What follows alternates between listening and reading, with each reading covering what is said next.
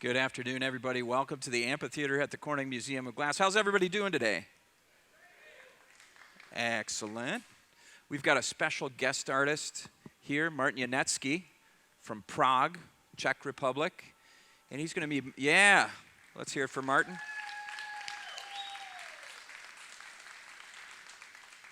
We've got some of Martin's students. He's teaching a class over at the studio in the Hot Shop, and he's teaching a class on hot glass sculpting, and that's what he's going to be doing here this evening.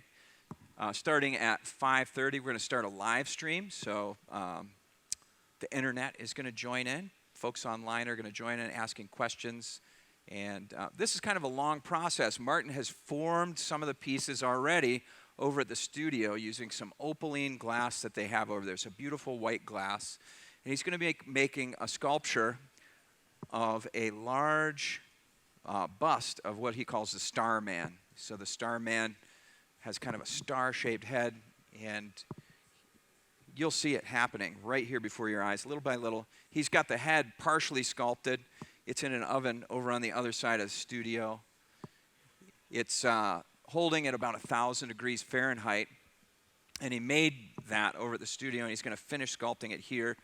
That will probably be in a little while, but the first thing he's going to do is pick up some cones that go on the head, and he's going to set those in this garage over here, which is an oven that idles around 1,000 degrees. So everything has to be brought up to about 1,000 degrees Fahrenheit before it's worked on again. When you come and see normal glass blowing demos, who saw some glass blowing demos today?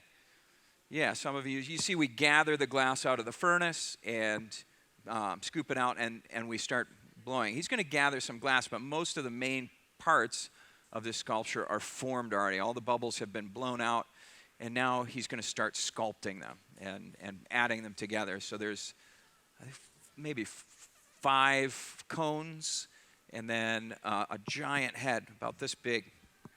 I don't know exactly how big it is, how tall it is, but it's bigger than life size. So why don't we give a warm welcome to Martin Janecký, all the way from Prague.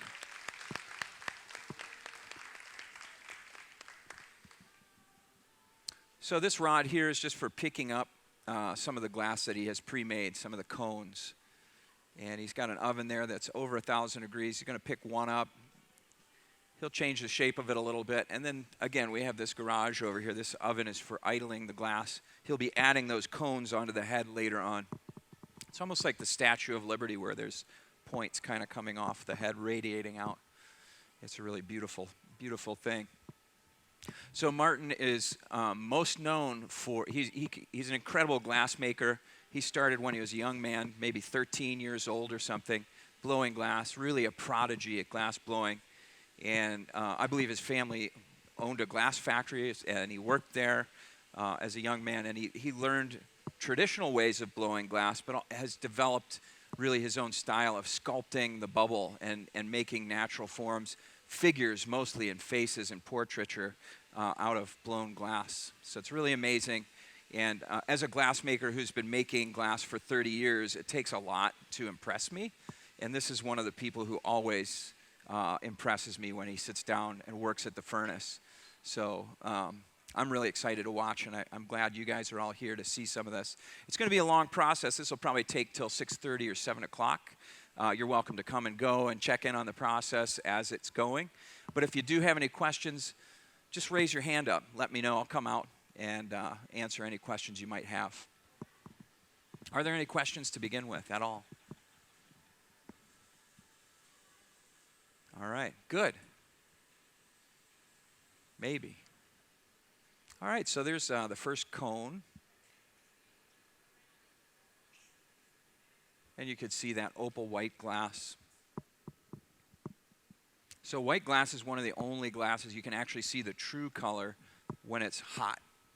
You know, it'll get a little orange on the edges and things like that, but when it's hot, it still shows its color. Most colors we use in glass making, you really don't see the true color until it's room temperature, or at least cooled down below 1,000 degrees, which it doesn't get too often during the working process. Usually we're keeping everything over 1,000 degrees. If it drops below that, it's in danger of breaking. So, okay, so this is what this oven's all about. So they're placing that cone into this oven. They're going to use that later. They're going to apply that to the head that Martin has sculpted partially, and then they'll pull it out of there. But this keeps it at 1,000 degrees, and the glass is really comfortable at that temperature. If we just would let that cone sit out here in the open air to cool down to the touch in maybe 15 or 20 minutes, but it would break because of thermal shock. So the glass doesn't like to go up or down in temperature quickly. So I think there's a few more of these. Martin's just preparing the punny just like he did last time to pick up another cone. And those are all going to be loaded into this idling oven here called the garage. That's easy to remember because we just park things in there, right? So like our garage at home, we park them in there.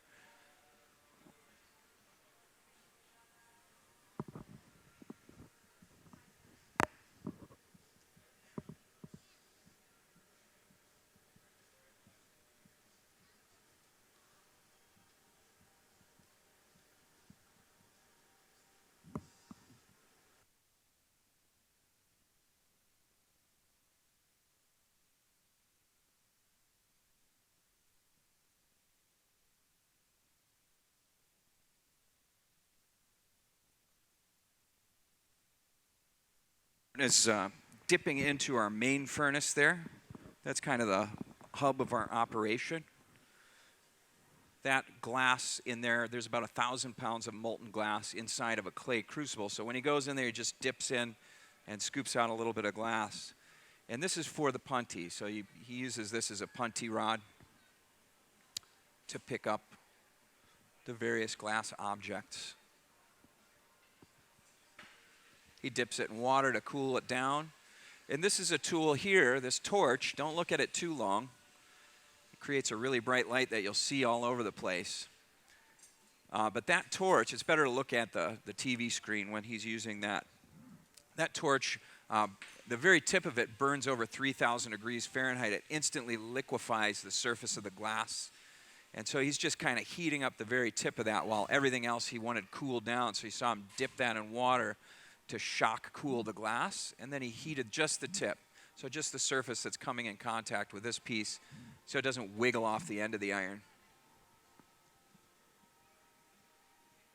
Then we have to get it right back in the heat. Again, if it drops below 1,000 degrees, it's likely to break. So the reason that happens, the reason there's thermal shock is the glass loses its heat rapidly, especially when it's thin. The thinner glass is going to start cooling while the thicker glass is still gaining heat. It's still expanding. And the contraction from the cooling glass and the expanding glass from the thicker glass that is expanding from its heat, those opposing forces cause stress in the glass that will break it.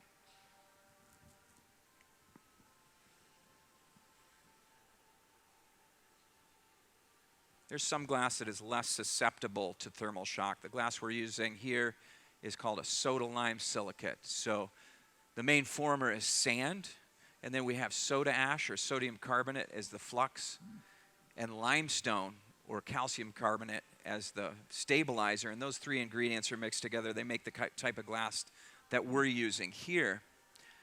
Borosilicate is a glass that has less thermal expansion, so it withstands that shock of the heat going up and down in temperature. So you might have Pyrex at home that you can bake in and things like that. And the flux in that, instead of being soda ash, is boron, and that helps it to take that thermal stress a little bit better. So you see a lot of cookware that is made with Pyrex or borosilicate glass. Pyrex is just a brand name. It's like Kleenex is to tissue. And even some Pyrex nowadays is not really borosilicate, believe it or not. So you have to be careful. Usually the older stuff you can get is borosilicate.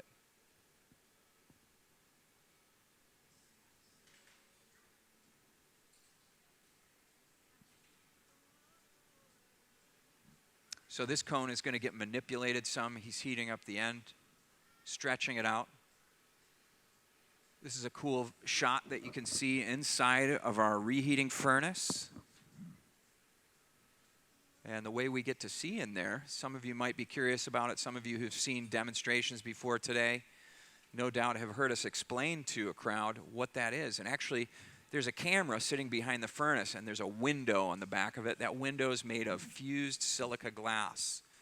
And fused silica glass has to get to about 4,000 degrees Fahrenheit before it softens. So that window's just fine. Another use for it is spacecraft windows. In fact, that was the first use of it. Fused silica glass was developed right here in Corning in 1930s. Oh, I see you have a question. You can put your hand down. I'll get to it in a minute. But it was developed here in Corning in the 1930s, and then it wasn't used until NASA came to Corning looking for a glass for the Apollo mission, for the space capsules that are going to go through the atmosphere. They heat up, so they needed a window that wouldn't melt off the space capsule. And so they used fused silica glass. Another modern use for it is fiber optic cable. So the core of all fiber optic cable is fused silica glass. It's a very pure form of glass that allows a lot of different light wavelengths to pass through. So it's a really good glass for that. So you've all used fused silica glass today at some point. If you even looked at the internet, it's likely it was used at some point there. What's your question, sir? Say again? How do we heat the furnaces? Okay, so these furnaces here are fueled with natural gas and forced air. So natural gas is burning, and then there's forced air that gives the flame velocity to get it hotter. Anytime you blow into a flame, right? You know, like if you blow on a campfire, it gets hotter and hotter. It starts to burn faster. Same with this. You know, if you mix air into the flame, it's going to burn that fuel quicker and make things hotter. So that is what we're using here. If you go outside to the courtyard stage, actually until about 6 p.m., we are running our ancient furnace. It's not actually an ancient furnace, but it is a wood fire furnace. So we're melting glass over wood and making it just as they would have in ancient times. So that's one to check out. If you haven't seen that yet today, take a break and check that out. It's just up, down, and out. And that's our courtyard stage. Great question. Anybody else? Any other questions? Wow, I must be doing a really good job. All right. Well, I have a question for you guys. Who knows how you get color in glass? Any guesses? We talked about the ingredients for glass. Metals. Yep, that's right. That's right. You maybe you saw a demo today. Maybe you're a chemist. Maybe you know. Yeah, so we don't use paint or dye, we use metals. And I don't know what's in the white glass. Is that a phosphate opal, Martin? Do you know? No, he doesn't know. So the white he's using has something in it that makes it white, maybe tin or I'm not exactly sure. But typical colors that we use more often are blues. This blue here is made with copper. So this is a copper blue glass. We also use cobalt. That makes a really deep blue glass. Manganese makes this purple. This is more a copper color. This is chromium. So chromium makes that green. So different metals make the colors in glass. What's your question?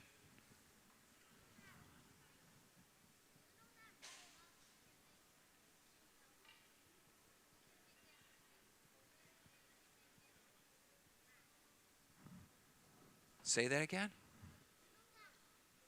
Yeah, come on up. I'll come out there. Oh, magma. It makes glass if you melt it, and then you can make it like that. It looks like inside. Oh, yeah, totally. Glass is just like lava. Glass is just like magma. Yeah, it is. And a lot of the ingredients are basically the same. In fact, magma makes a natural form of glass called obsidian. When it comes out and it cools, it makes a glass. So it makes a really beautiful black glass called obsidian.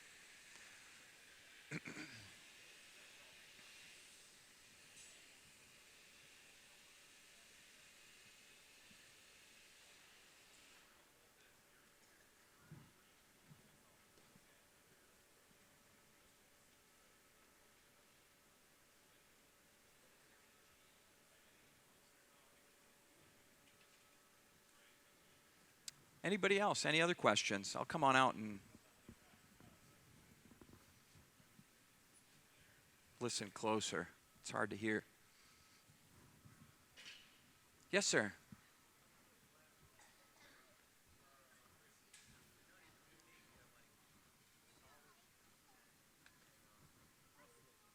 Some pieces are solid and rough looking, yeah. Yeah, so there's different ways to form glass, and maybe you're talking about cast glass. So you can actually pour glass into molds too, like you do metals, and it fills the mold up. And so that might be what you're talking about. So the surface is a little different. So when you blow glass like this, it's like windows. It's really shiny on the surface. And then there's other ways you can treat the glass. Like Martin will sandblast or acid etch some of the surfaces of his piece. It gives us more of a satin finish rather than shiny. And actually that's really nice for like contours and for the shadows that fall on the piece without so much reflection. So a lot of artistic pieces get treatments on the surfaces that etch or change that glassy surface.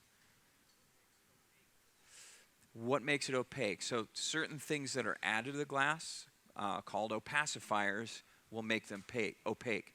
So things like calcium fluoride, arsenic, titanium, these things will make glass opaque. And then the sodium phosphate, I'm not sure exactly what it is to make this opal glass. Maybe one of the TAs knows. I don't know. Do you guys know what's in this glass, the white glass, to make it white? Yeah, okay. And Martin sculpts it, and he's too busy right now. I don't want to disturb him. So I'm not exactly sure. But that color is made right over at the studio, right across the street. They make that beautiful opal glass.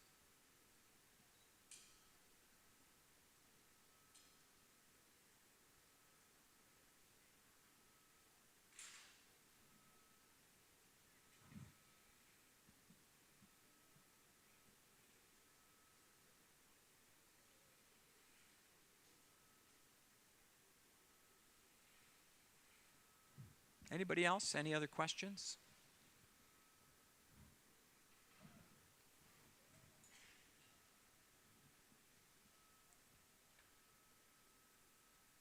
So here's something you don't see every day, is just cutting glass with scissors. When it's hot like this, it cuts through pretty easily. If you want to know what it feels like, you just cut through an orange peel at home with your kitchen scissors and put a hairdryer right on your hand while you're doing it. It's kind of what it feels like.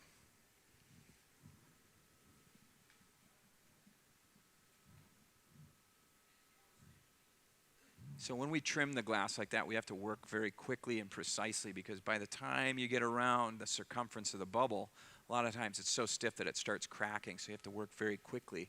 It takes a lot of practice. Yes? Sure. Yes, so what is he making? For those of you just joining partway through, this is a long process.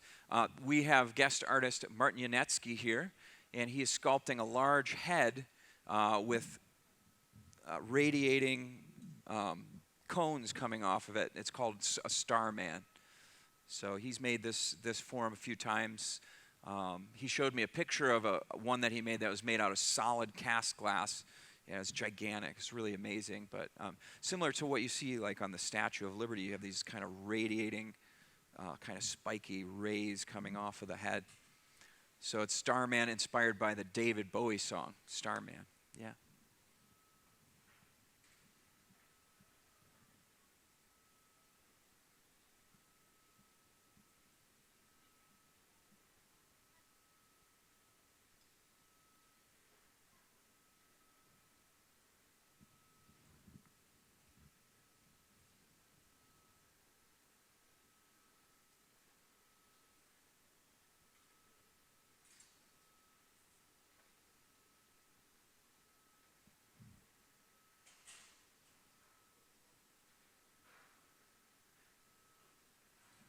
All right, so they're really loading up that garage.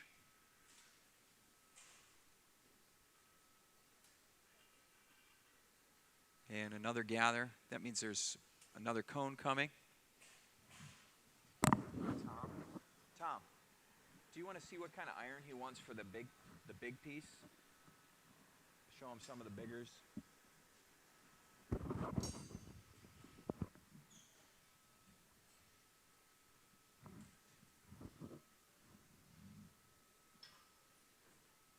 Yeah, I'd encourage you all to check out our wood fire furnace if you get a chance. Maybe stop back later and check out the progress on this piece. This is going to take quite a while. And again, if you have any questions, just raise your hand, let me know. There's also standard demonstrations happening until I think 5:15 is the last one upstairs on the innovation stage. You can also see flame working and glass breaking demonstrations up there. Actually, there's a glass breaking demonstration going on right now. I think it's the last of the day. But those are happening in our innovation center. So lots to see and do. And we're going to go into a live stream here in about an hour.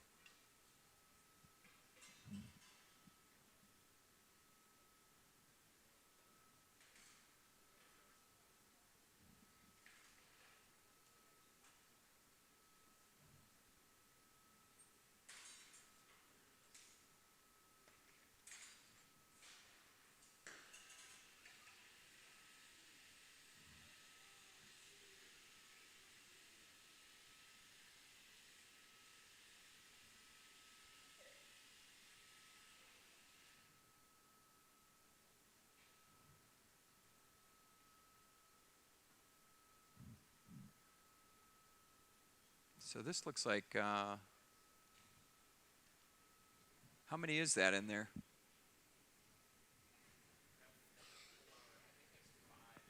There's 5 of them, yeah? Gotcha.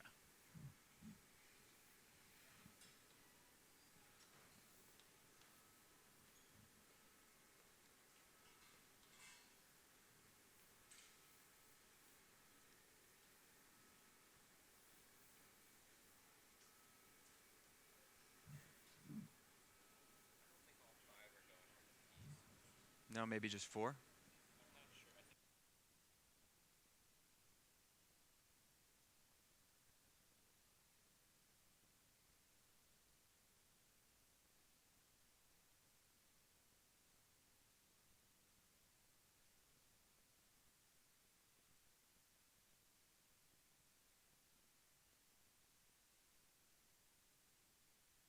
Yeah, so I had a good question here. Like, is that oven hot enough that if those cones touch one another, would they fuse together? And the answer is no. It's just below that temperature. It's probably 100 degrees below a temperature where they would stick together.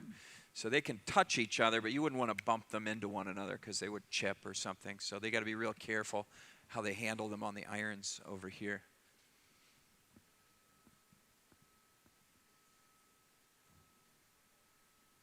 So that's Gemma assisting Martin there. Tate is here from the class as well. TAs from the class. Yeah, Ross. We've got Aday and Tom from the Hot Glass team. And Rob. And my name's Jeff. If you have any questions, again, just holler. Let me know. We've got Martin Janecký here from Czech Republic. He's got a studio in Prague that he set up about 4 years ago, and he's been making his art there. And used to travel here maybe every year or every other year. And this is his first time back in a few years. So we're really excited to have Martin here demonstrating at the amphitheater.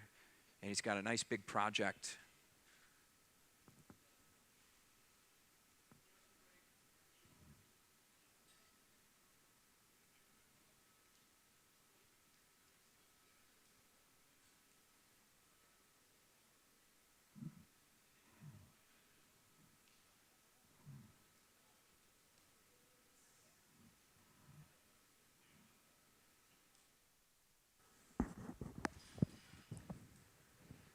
And we're back.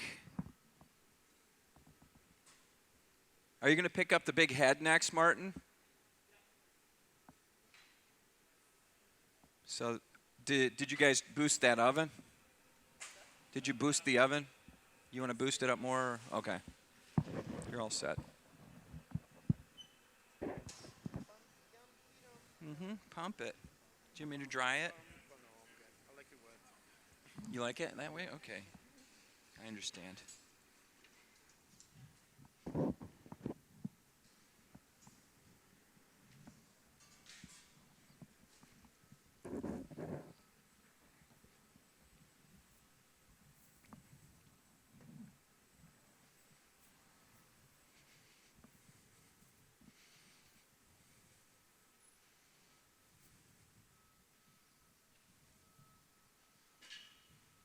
Welcome to the amphitheater. For those of you just joining us, did you see anything before? A little bit. Okay, so you know this is Martin Janecký from Prague, Czech Republic, and he's making a giant sculpture of a starman. Starman. So he is preparing a blowpipe right now with an imposter or a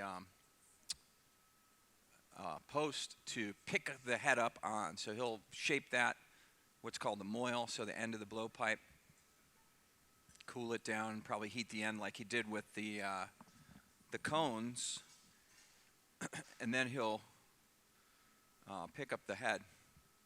Now Ross has a fireman suit on. Ross is the guy with the fancy mustache. Actually, he's the only, well, no, Tate has a mustache too. Slightly, yeah. Well, I'm not on stage, yeah. But he's going to pick that up and kind of hoist it so Martin can pick it up in the right spot.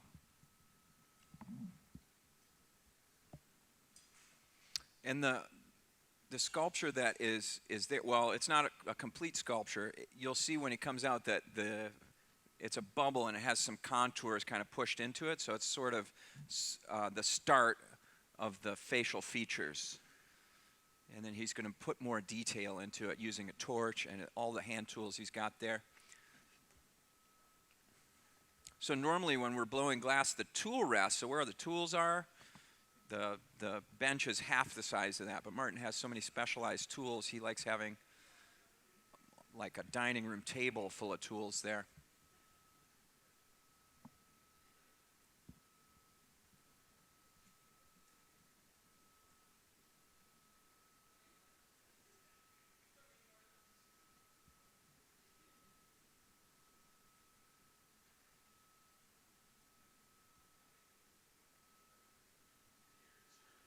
For those of you just walking in, settling down, this is, we're working with Martin Janecký. He's a guest artist. He's the tallest guy over there in the all black. And he is making a sculpture with us this evening. We're going to start a live stream here in about 45 minutes.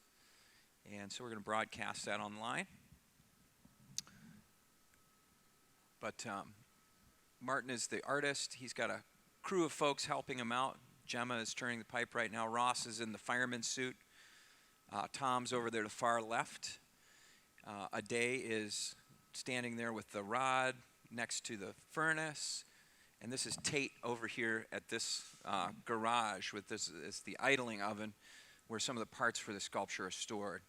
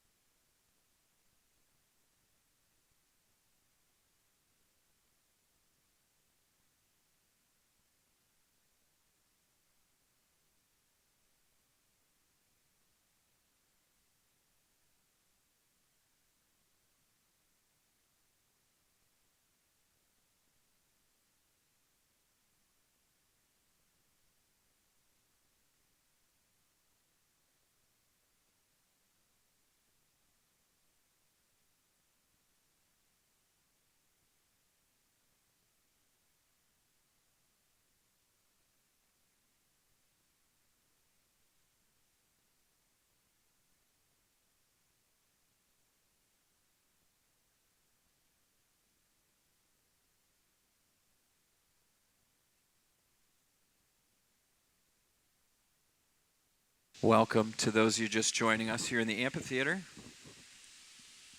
Do you guys know who Martin Janecký is? I think they do. They must.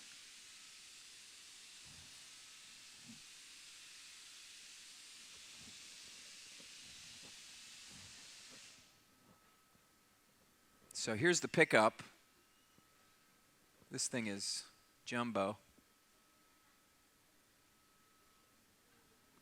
There we go.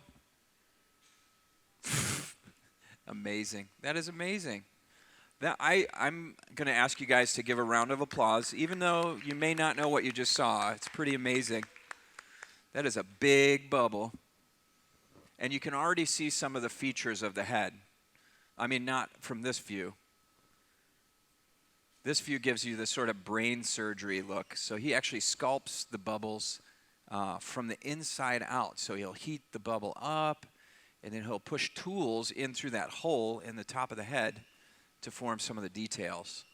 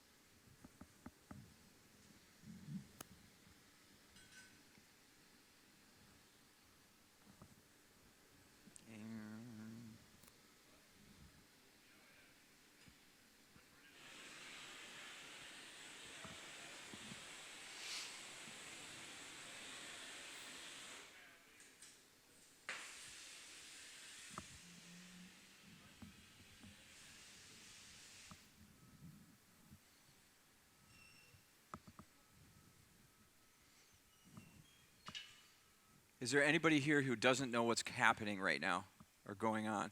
Anybody? Okay. So if you're wondering, this is a guest artist, the person at the furnace right now reheating the glass. That's Martin Janecký, and he's our guest artist. He's here from Prague, Czech Republic, and he is teaching an intensive workshop over at the studio across the street here. For professional artists and advanced artists who are learning about glass sculpting. And Martin is sculpting a large bust, a head of a figure that he calls Starman. So this is part of his repertoire of sculptures. And I've seen a picture that he made, one of these in cast glass. It's totally solid glass, and it's even bigger than this. It's pretty amazing. But this is a really cool form. He's been working on this. He worked on it a little bit over at the studio. So the white glass that's there was formulated and melted over at the studio across the street.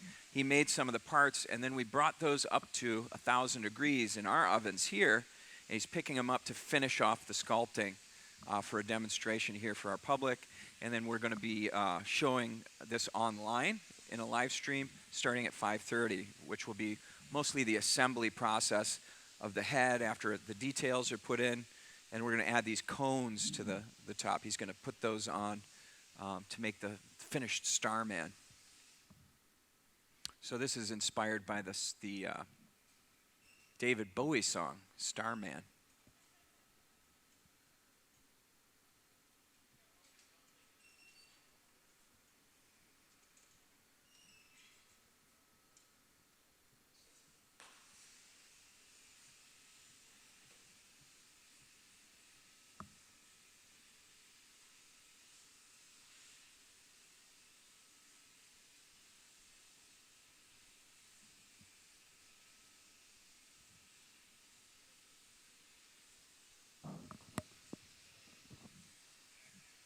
Martin has been making glass since he was a teenager, since he was very young. He worked in his father's factory, I believe, and learned glass blowing very young, and has just really taken it to a whole nother level. Like the sculpting that he does is beyond, above and beyond what glass blowers have done, not just now, but throughout history. It's pretty amazing stuff. And here he's using some of the specialized tools that he has called inside sculpting tools. He can use, they almost look like golf clubs, but he can go in there, push and prod around on the inside of the bubble to poke out details of the form. It's like brain surgery a little bit, you know, he's going in there. Can you see where the chin is and the cheeks? It's almost like a cloud, isn't it? You can kind of make some of the details out.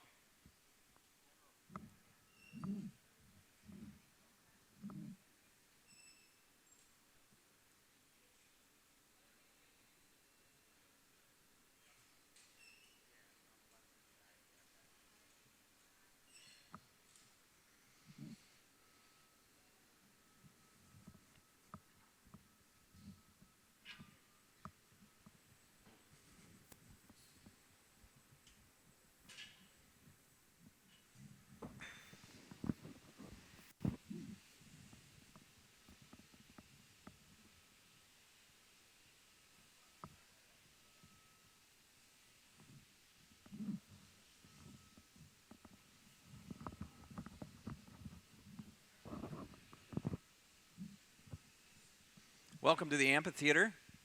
For anybody just joining, we've got a special guest artist working with us today, Martin Janecký from Prague, Czech Republic.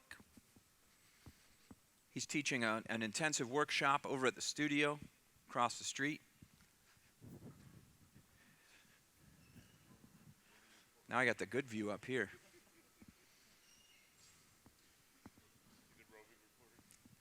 Roving reporter, yes.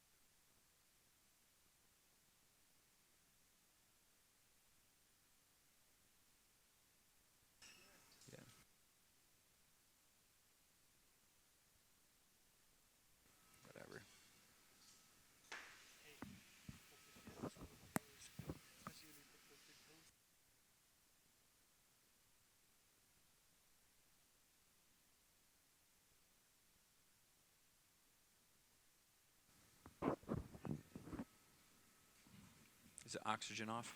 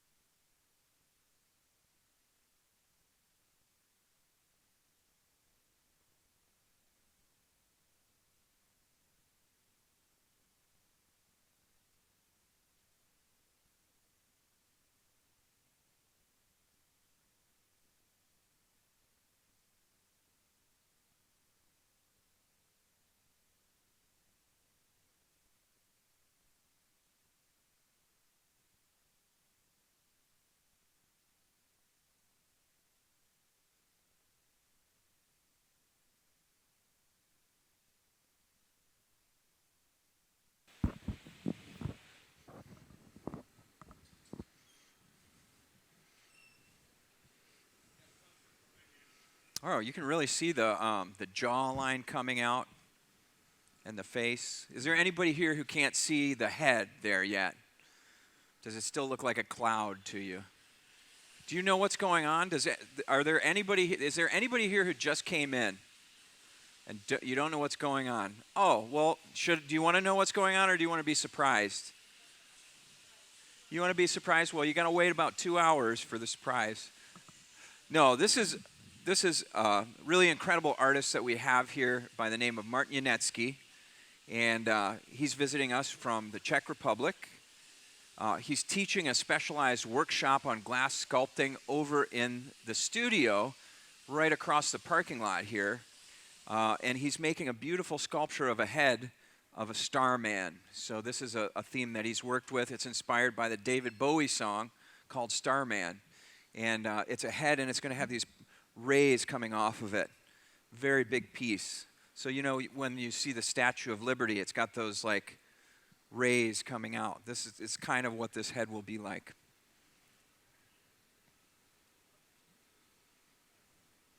So he's using a tool called a cork paddle right now. So cork is a really excellent tool for shaping the glass without marking it up. It kind of slowly smolders away as you push into the glass and shape with it. So cork is a really nice material. And it doesn't put a hard edge into the glass, so you don't gouge the glass or anything like that. It's just really soft.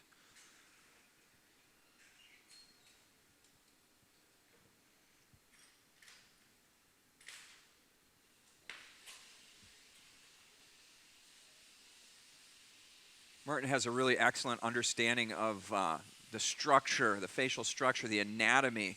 I went over to talk to him the other day when he was teaching. He was making a human skull on the end of the pipe. It's really amazing, really incredible detail that he can achieve. Using this torch, this really, really hot torch, allows him to spot heat very specific areas on the bubble and attack those. That torch gets to about 3,000 degrees on its tip. We've got other torches here. We have a fluffy torch too that is kind of just for putting a little heat in the back end of things.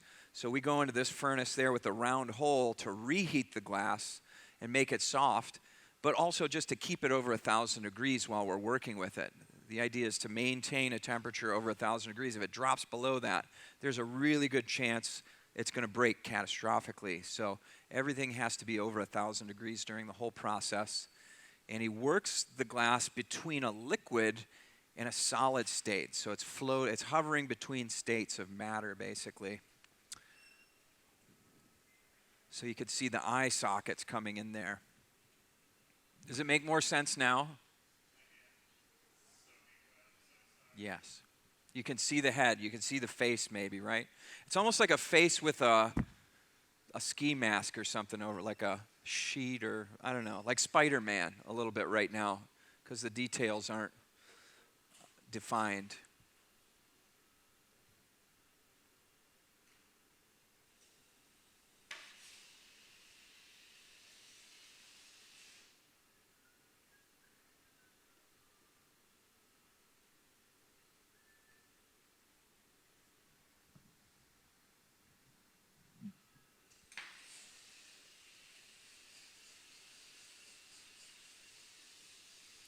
So he's always moving that glass back and forth, rolling it back and forth, putting the face up, the face down. The reason is because the glass is sort of in a plastic state right now. If he stops in one side, it's going to slowly start to bend and sag off, and he'll lose the structure of the piece. So he's always moving it back and forth, rotating it. When you see glass blowing demos here, who's seen glass blowing demos today? Anybody? Yeah, you notice the glass blower is always just rotating. When you're sculpting the glass, you flip it back and forth instead of rotating, because if you start rotating, everything kind of flares out slowly with centrifugal force. So they just flip it back and forth as they reheat, as they tool the glass, so he can work on one side at a time.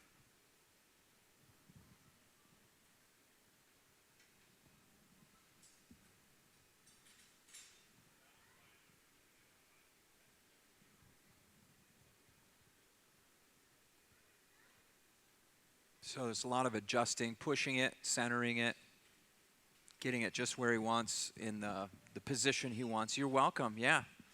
Yep, there's other demos to catch too. There's one more demonstration of standard glass blowing at 5:15 up in the innovation shop. We also have glass breaking at 5:40 up there, which talks about the properties and how glass breaks, how and why glass breaks. So make sure to check those out. Maybe check back in with the sculpture, see how he's doing in a little bit. Thanks for stopping by.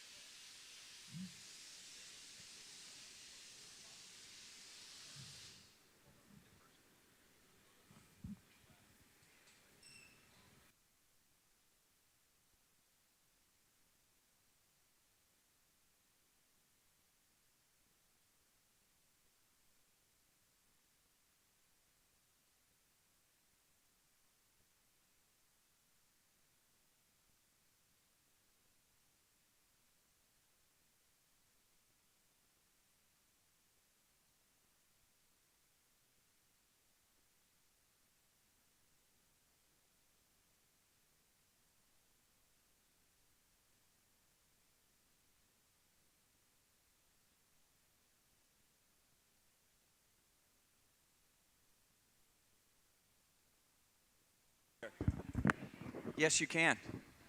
Let me come out there, though, so I can hear you better.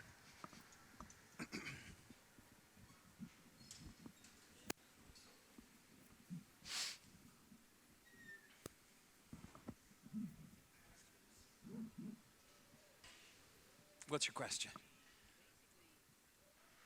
Is this like Corning just kind of like paying for this to, Corning doesn't make these things anymore, right? Is Corning actually Right. having like a stable of artists and they select? Yeah. I hear your question. I get you. So a lot of people confuse the Corning Museum of Glass with Corning Incorporated, which makes glass. So Corning Incorporated is a multinational company. It's a Fortune 100 business, and they make Gorilla Glass for the iPhones. They make diesel catalytic converters. They make glass for industry, for the military, NASA, all these agencies, and they make specialty glass. Corning started this museum in 1951 as a community center, and they are one of our benefactors, one of our biggest benefactors, of course. But this isn't Corning Incorporated. This is the museum. We're a nonprofit company, and everything is actually paid for by you, by your admission here. Of course, Corning is one of our biggest contributors, because their headquarters is right here too, and this is a great community center for everybody to come to. And a nice flagship for their company where they make high-tech stuff that not a lot of people interact with anymore. You know, they used to have Corel and Pyrex and these things that were used by consumers. Yeah, they sell them off, and that's kind of what they do. They develop new technologies, and then they move on to the next one. You know, as long as it's profitable, they keep doing it. Kind of. They're definitely a big brother to us, yeah.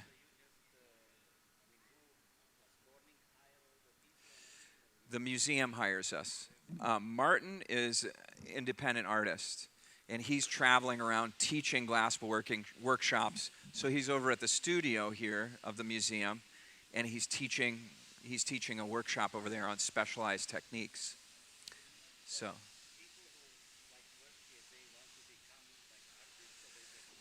Yeah, or they're fulfilling their need for glassmaking here as demonstrators. You know, there's artistic. Yeah. So people are learning. You know, we have people who've been on our team for over 20 years, and they're veteran glass blowers, master glass blowers, and some people who are new. So people come here to learn to make glass while they're working, while they're demonstrating, while they're teaching. So it's kind of all that stuff. Yeah. We do sell some stuff. We have a product line that we make called Made, and you can see the logo right there, and there's 3 of the different products. We don't sell everything we make, though. A lot of the stuff we make is given as gifts to local business partners and collaborators. Local charities use things for auctions. So we do a lot of giveaways in the community, and then also internally, you know, for recognizing, you know, people's retirements and things like that. So a lot of the stuff is gifted, but a portion of what we make is sold in the gift shops. There's a case of our product line, and there's flame-worked glass in it. Yep. Mm-hmm. Yep.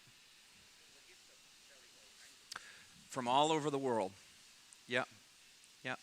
Some of it's handmade, some of it's machine-made. Yep, the shops sell glass. They want to represent everything that's going on in glass as much as possible, you know.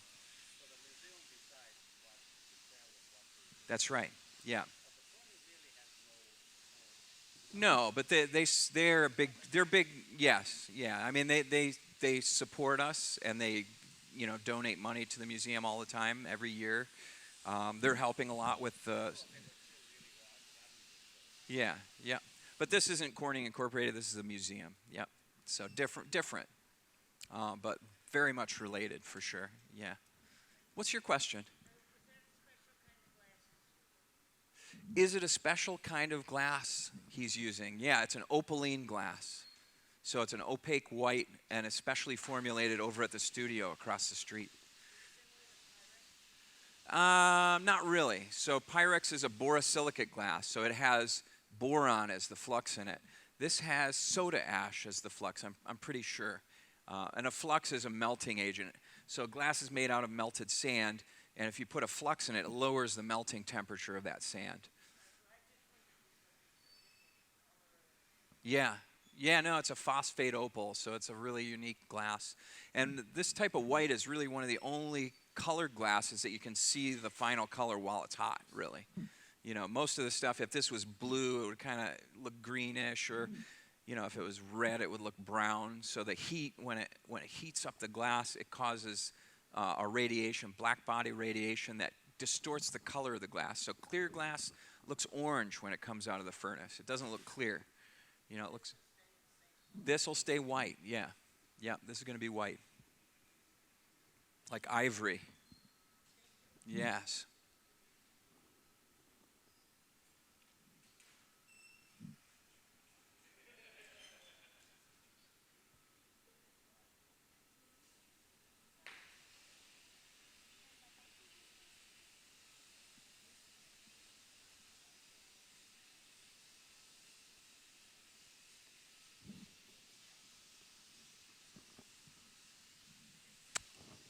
Welcome to those of you just joining us. We've got guest artist Martin Janecký working here. Were you guys here before watching?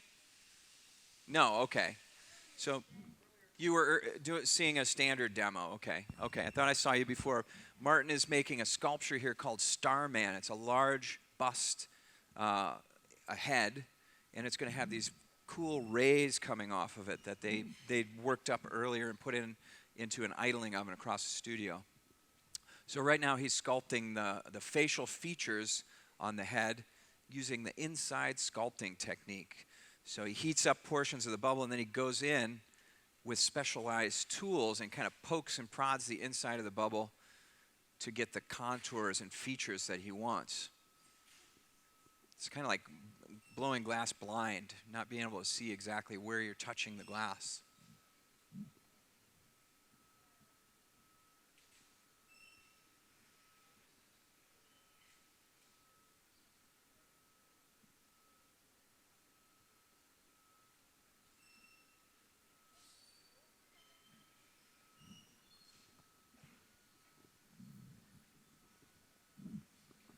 So Martin is an artist from Czech Republic. He has a studio in Prague that he set up about 4 years ago. That's where he makes his work. And he's visiting us over here in the States, teaching a class over at the studio right across the parking lot here. The team he's got with him, Tate, is on the pipe with Martin, helping him to balance the pipe there on the bench. Gemma is there at the reheating furnace, along with Ade.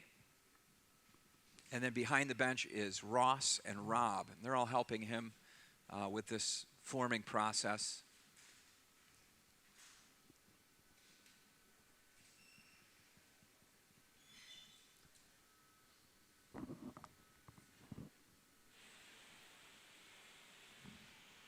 In about 15 minutes, we're going to start a live stream in here too, so we'll be joined by visitors on the internet.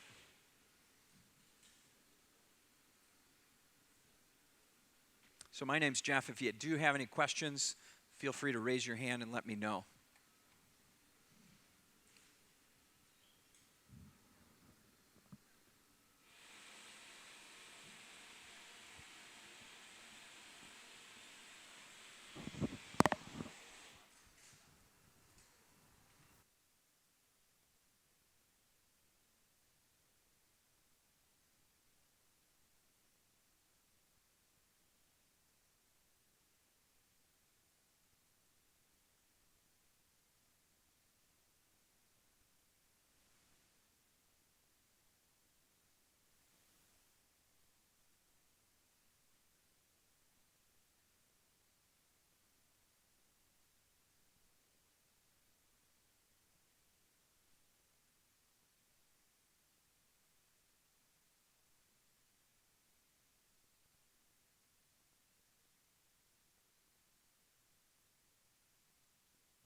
So Martin uses the heat almost like a paintbrush. You know, he's basically shading that area with heat so that he can change the shape of it.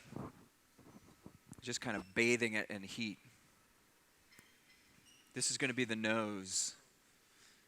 The nose. So he's heating up the nose.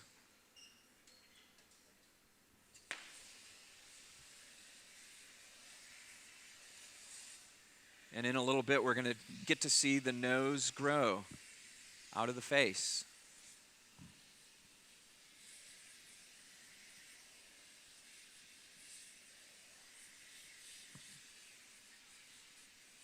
And this sculpture is a bust of a character called Starman. And maybe you heard of Starman in the David Bowie song called Starman.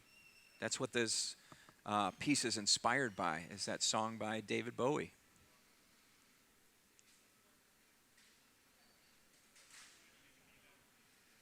So you can see he's got some tools there, and they have ball bearings welded on the ends. And he heats them up, he waxes them, and he can use them to reach inside the bubble and push out details. So here comes the nose.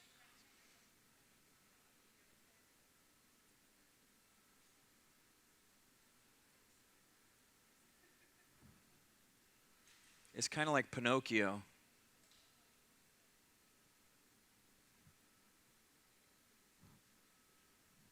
Maybe. Is he lying to you, Martin? Is his nose growing?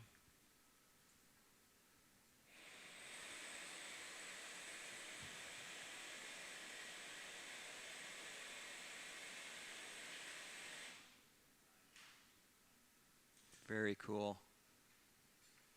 It's so neat to see these details kind of emerging embryonically out of the bubble. It's really cool to see how he develops that. Yeah. Say again? Is this a different artist every day? This is a very special occasion. Usually in here, our demonstrations are pieces like what you see here, so kind of traditional vessels and some fun sculpture. But what Martin is doing here is kind of next level sculpture. He's making very realistic things. This is something, you know, the last time we had Martin here was maybe 4 or 5 years ago. He's taught over at the studio many, many times. He's done demonstrations here before, but this is a very special occasion. And we have, you know, maybe a dozen artists come in every year. Not every day, though. We have a whole team of artists that do our regular demonstrations, but they're not really making their own art in the demonstrations. Just things inspired by their own art, inspired by other people's art, inspired by things in the collection. But there's always something going on here. You know, Martin's kind of a big star artist, so that happens once in a while, maybe once a month or so. Are you at the studio? Are you taking class over there, or where are you from? Yeah? Visiting, okay, great. Well, welcome to Corning. Just a visitor, we're here for you. You're a visitor, yeah, you're a guest. All right. So we'll be starting the live stream in about 10 minutes.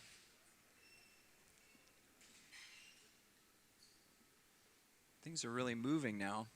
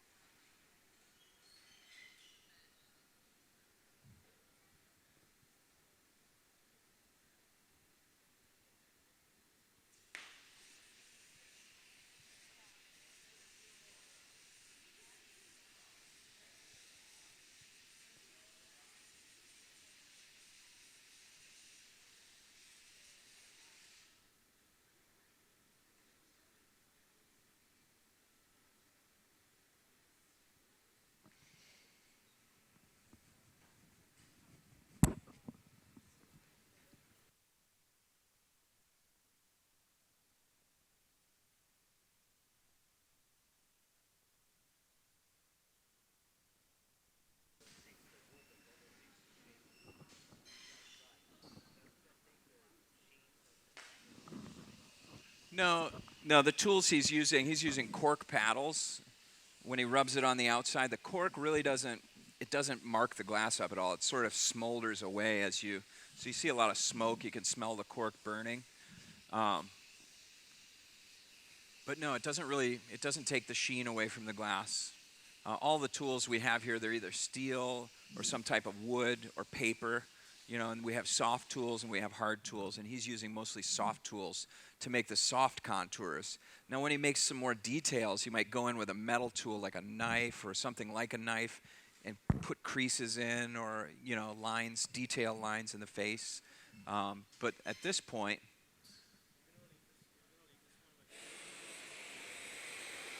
not wrinkled up. We're gonna leave it super simple. Yeah, okay. We do just mouth, little details, ears, Yep. and then that's it. Gotcha. So Martin was just telling me that this doesn't get all the hyper details that he does on other sculptures. This is very simple. So he's going to put some details in the mouth, little ears, and then he's going to put these really big cones on it for the star. So it's like the star projecting from his mind. I don't exactly know, but inspired by the song Starman by David Bowie. Yeah. Great question.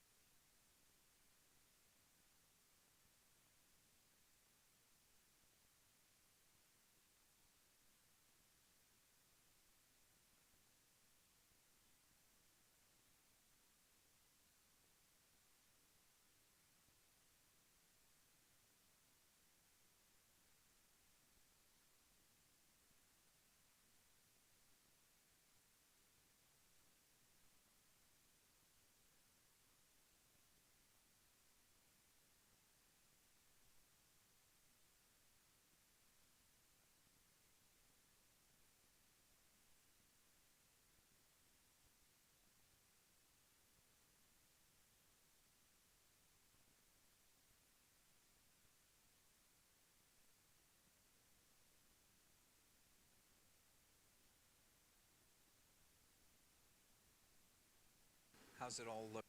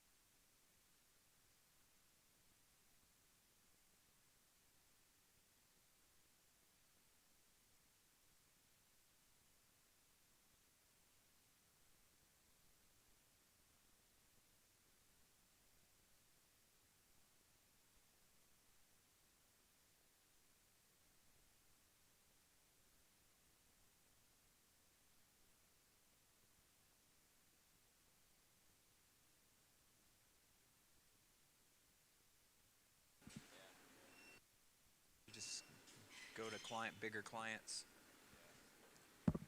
Yeah. Very cool. He did one of these caps.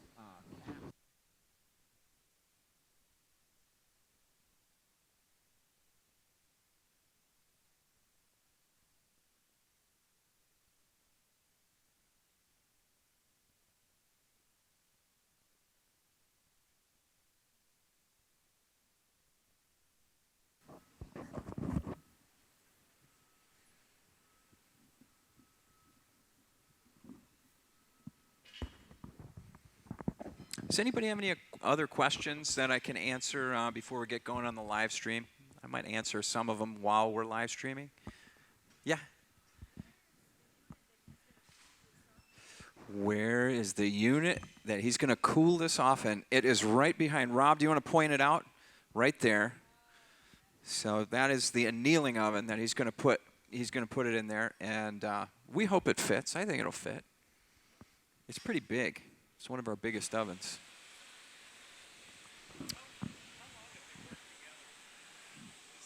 I don't. So Gemma and the guy turning the pipe for him right now. I'm blanking on his name. I don't know, but they're his TAs over at the studio. And I'm not sure if they worked for him before this week. You know, I don't know.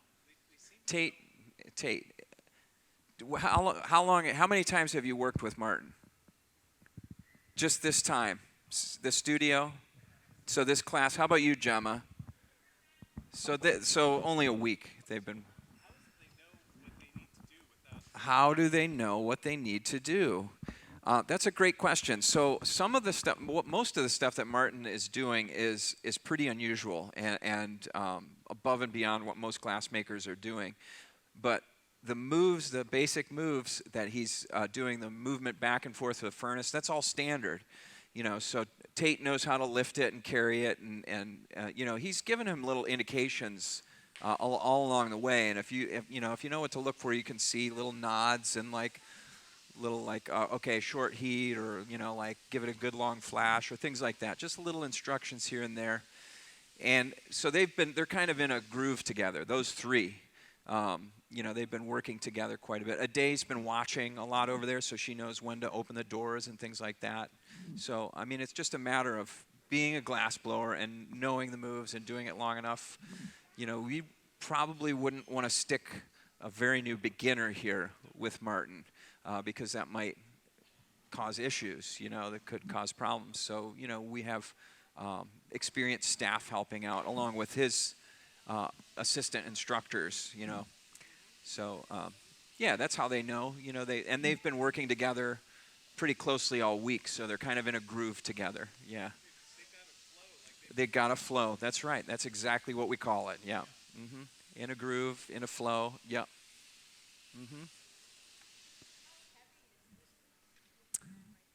I'm gonna guess it's probably like 15 pounds or something. Yeah. Yeah.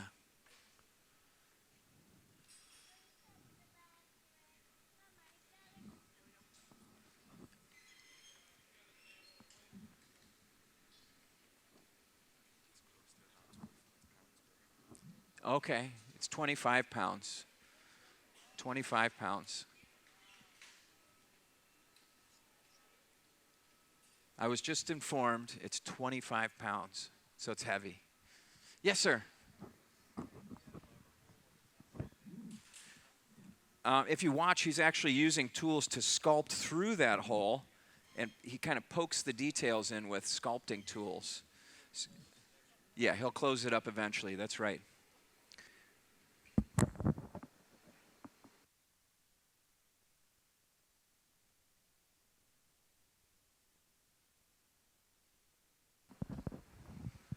All right, everybody. So we are now live streaming. We're here with Martin Janecký from Prague, Czech Republic. He's here visiting the Corning Museum of Glass. He's teaching a specialized class over at the studio this week, and he's visiting us over here in the amphitheater at the museum for this very special demo. So Martin is making a Starman. So he's working on the head right now. He's been working on this for a couple hours. He started this piece earlier this week over at the studio, right across the street from the amphitheater here. And we're so pleased to have him here to make this sculpture so we can feature it on a live stream and share it with our guests over here at the museum. So an incredible piece. It's an incredibly large scale piece, and we're so pleased to have Martin here. Let's give him a nice warm welcome to the stage, why don't we? What do you guys say? Thank you.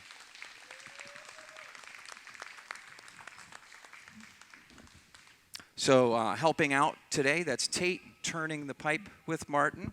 Gemma and Aday are helping with the doors right now. Behind the bench, we've got Rob and Ross. And over here we've got Tom at the garage. So there's multiple parts to this sculpture. Earlier today, they picked up some cones that they made over the studio. They picked them out of an oven that's about 1,000 degrees, and they put them into our garage, which is an idling oven on the far end of the shop. They're keeping those stored around 1,000 degrees. Those will be pulled out and added to the head after Martin does the sculpting of some of the facial features here. So this is going to be a really, really large sculpture. We're using our large reheating furnace. Opens up to about 36 inches and 34 inches in diameter, I think.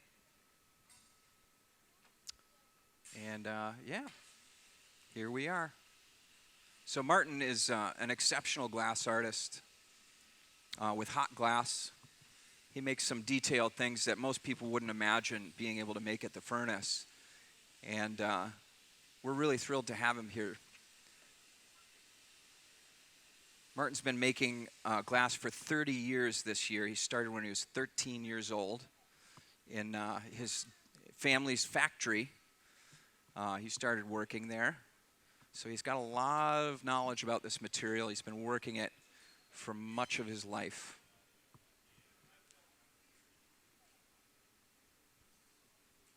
Martin has recently, 4 years ago, he completed a studio in Prague, and that's where he makes most of his own artwork. But he also travels around and teaches, and now that people are traveling around a lot more, he's back here in Corning, teaching an excellent class and sharing his talent with our community here.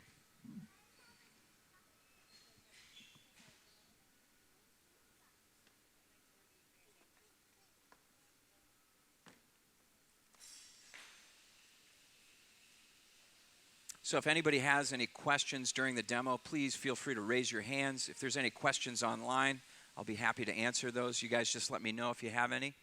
And yeah, here we go. Midway through. These sculptures take quite a lot of time. There's no way we could fit an entire sculpture like this into an hour-and-a-half demo. These pieces take days to make. There's multiple parts. You know, some of these parts were the head, in fact. Whoa! Hey, now we've got some drama. All right, now things are getting serious. Whew. That was a close one.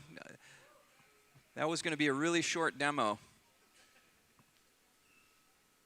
Got to work out some of the bugs quick.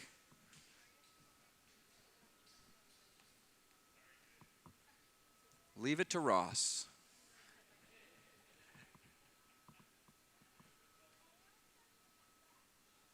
So Martin uses a very unique method for sculpting the bubble. He sculpts it from the inside out. So he's got a bunch of specialized tools that he works with. There's kind of these curved rods with ball bearings on the end. So he can use a hot torch, an oxypropane torch, heat a spot, and then go in and push from the inside out to form different features like the nose and the cheeks and various things. Do you have a question? Yeah. How is the glass made at first? That's a great question. So glass is made of sand. Maybe you knew that somewhere. You've probably heard that glass is made of melted sand. So silicon dioxide is the main ingredient, the main former for most glasses. Our glass is a soda lime silicate. So it has soda ash and limestone in it. It's about 70% sand, 20% sodium carbonate, and 10% calcium carbonate. Those are mixed together in a powdered state.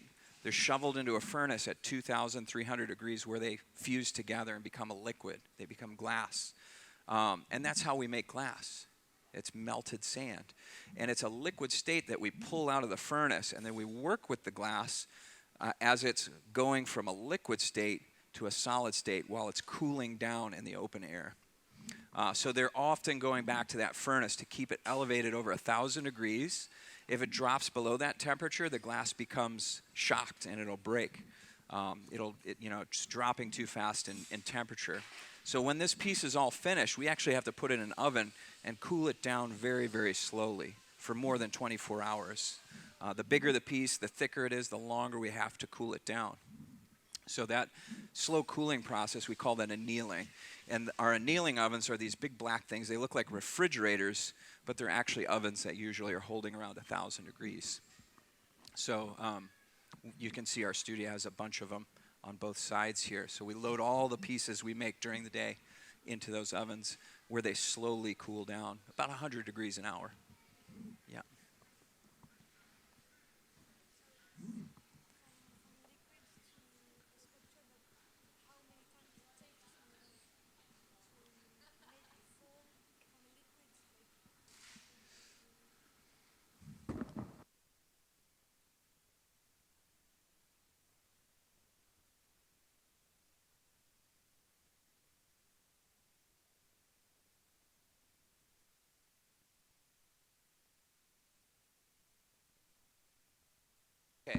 So the question is here, that I have here, is how do you turn the liquid into something that's hollow, right? So this is why we call it glass blowing, because we actually, we scoop the glass on the end of a pipe, so a hollow steel tube, and we blow into it, and it's just like a balloon. And that's how it gets hollow inside. We actually blow air into it and then make it hollow inside. So Martin started out with a ball of liquid glass on the end of steel pipe, hollow inside, and then shaped it, and then he blew air into it to form this head. And he's poking the inside of the bubble, sculpting the outside using a torch and heat spot, making some detail, contours and things like that. But it all started out as a bubble, like a big balloon, basically, but much thicker. So this bubble is probably about half an inch thick, at maybe its thinnest part. So does that answer your question? All right. Yeah. It helps if you've seen glass blowing before. If you've seen glass blowing, it helps to understand how he has a hollow form there, that large. So yeah, it was just basically a big bubble of glass at one point. And it still is. It's just really detailed. That's a great question, though.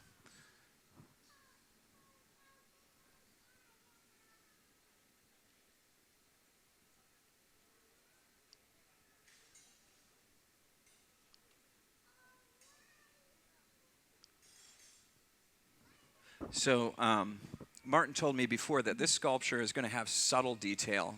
It's not going to be, he's made sculptures that have really, really fine details, beards, wrinkles, hairdos, things like that. This is more abstract. It's more subtle details. So he said he's going to put some details in the lips and pull out some ears and just kind of generalize the features of this figure. And then the real finale of this is going to be adding these large spikes to the top of the head. And this is a sculpture that he calls Starman. He's made different iterations of this. And he showed me a picture of one that he made that is cast, so it's actually solid glass all the way through. So they took a 3D image of one of his blown sculptures that he made at the furnace, and then he made it in cast glass. So this is pretty large sculpture.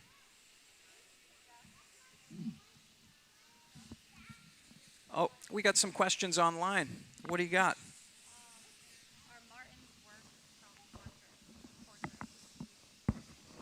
Are Martin's works self-portraits? I don't know. I'm not sure. A little bit, maybe. Martin's kind of a star, so, and this is a star man, so maybe it is a little bit. I think every artist's work is a little bit of a self-portrait, no matter what they're doing, really. But I don't think literally he's making. I don't know. Maybe he is. Martin, is this a self-portrait? Always, always. I mean, he puts his heart and soul into it, so of course.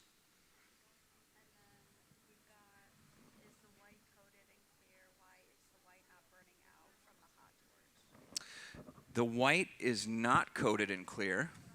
Why? And it's not burning out from the hot torch because this white glass was formulated over the studio of the Corning Museum of Glass. And I think Martin worked with Harry over there, who's the studio manager, to kind of develop this glass so it's perfect for working in this way with the torch. So it doesn't burn out the color.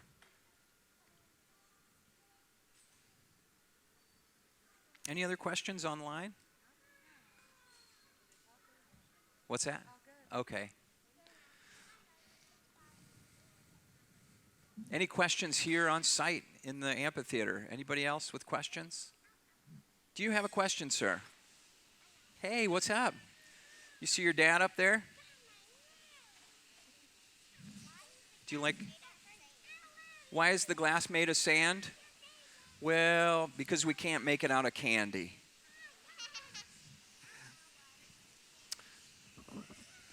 I don't know. It's just how it is, really.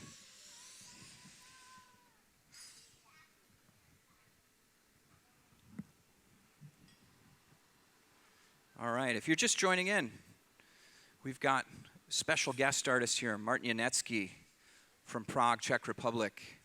He's visiting us here. He's teaching an intensive workshop over at the studio, the Corning Museum of Glass, and he's visiting us here in the Amphitheater for this incredible demonstration of a Starman.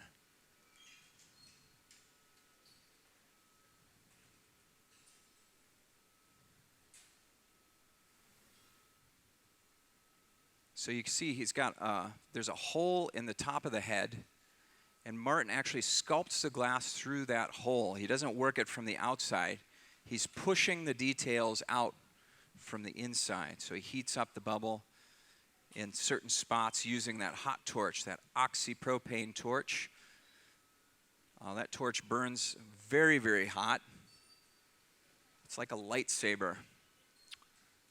And it instantly liquefies the surface of the glass, so you can really spot heat at certain areas and make these fine details. And it really enables Martin to get the detail he wants in sculptures like this.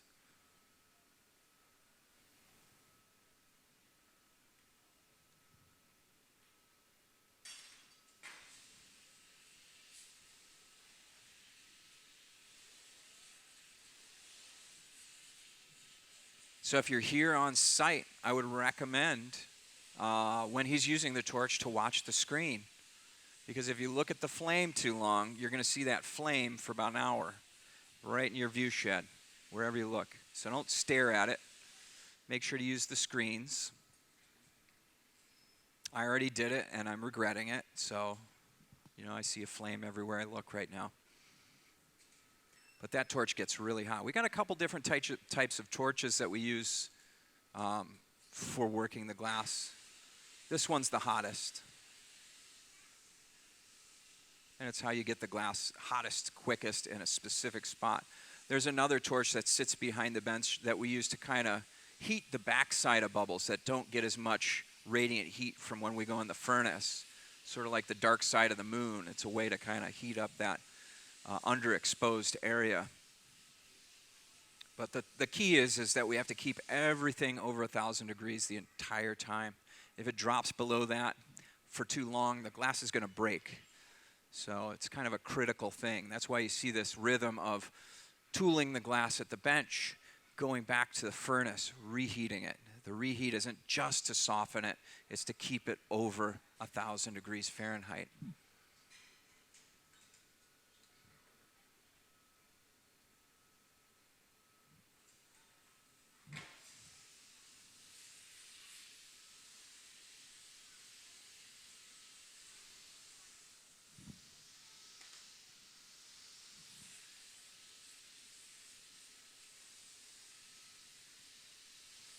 So it looks like he's putting some heat in there for the next detail, which is going to be the ear.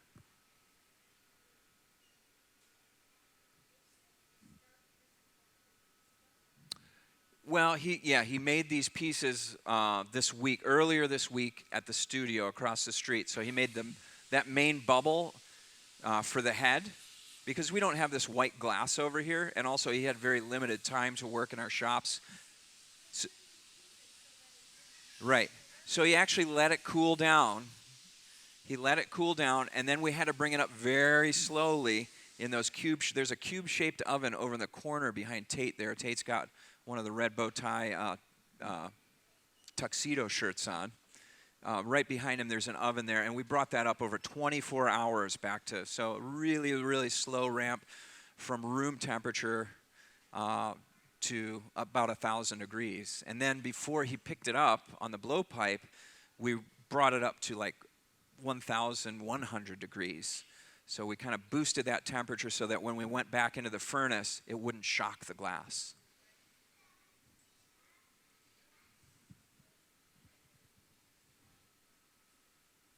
So now he's pushing out some of that bubble for the ear.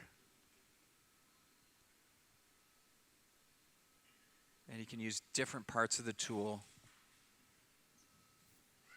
Every second counts, really. When you're working the glass this way, Every second counts.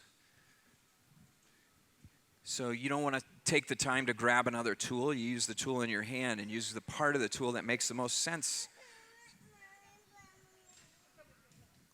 Looks like we got some more questions from online.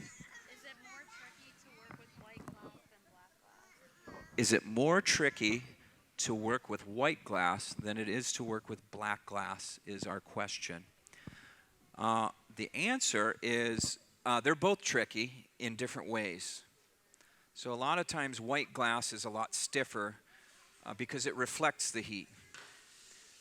And a lot of times black glass, when you get it hot, there's this transition point where it'll liquefy. So you kind of have to work it on the edge of that transition where it goes super runny. So they both have challenges, but they're kind of opposite ends of the spectrum type of challenges. Hopefully that answers the question. Can you make clear glass dichroic with a certain powder?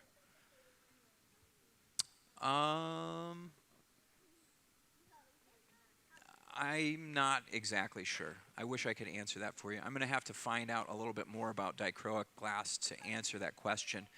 But my guess is you probably can. Yeah. We're not using dichroic glass for this piece.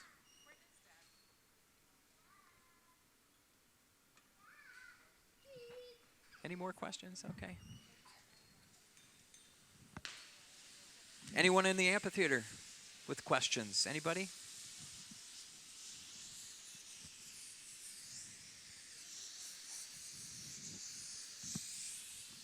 Hey.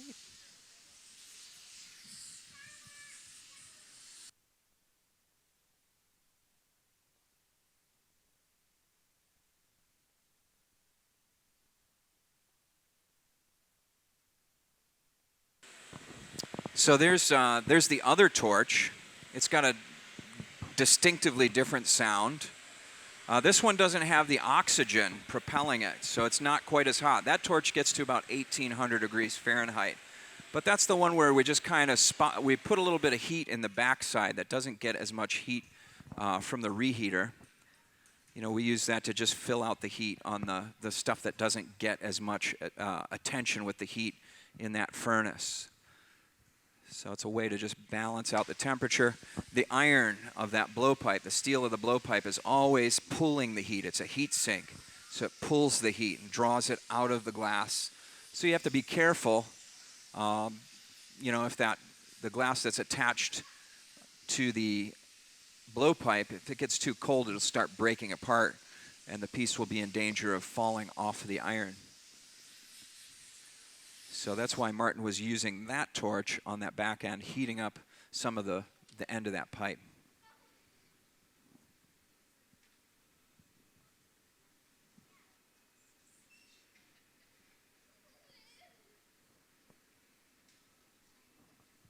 How's it going, Martin? Are you comfortable?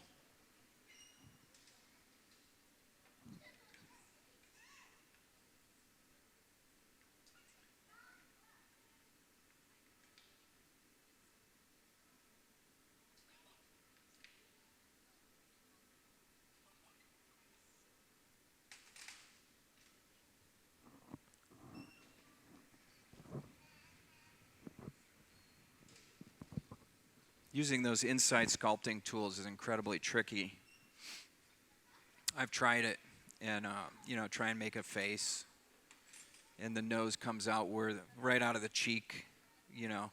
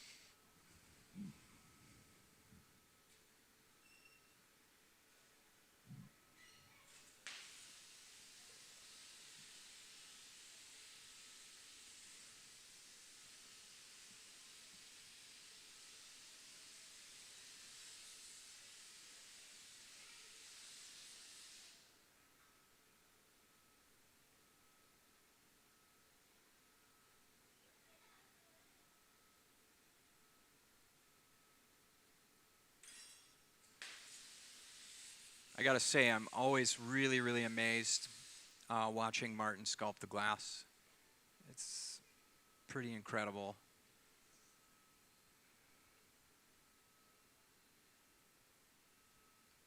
Actually, Martin has been blowing glass for 30 years, and so have I, and I couldn't even dream of making something like this. It's incredible. It's incredible. So Martin started very early. When he was 13, he worked at his family's glass factory.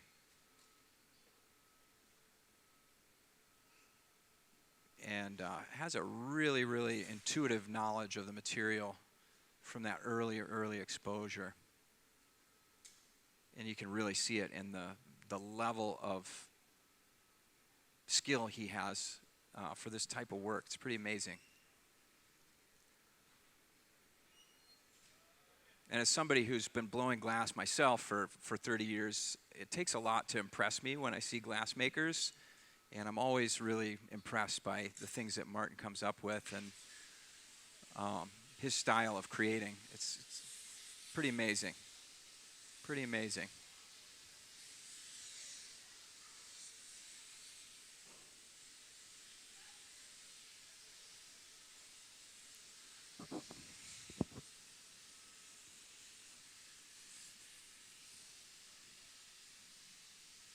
And also, you know, Martin has a really good understanding of anatomy, too, to be able to make the features he does here.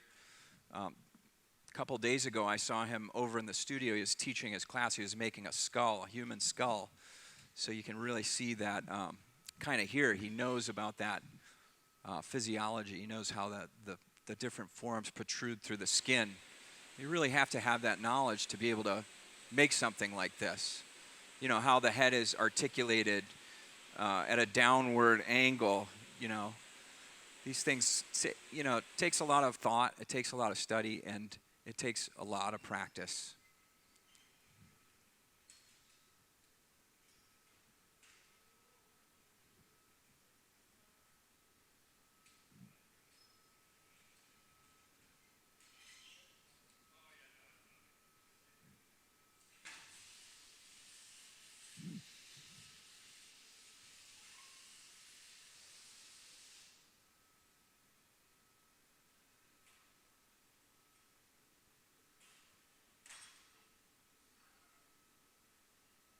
So you'll see Martin using a lot of different tools.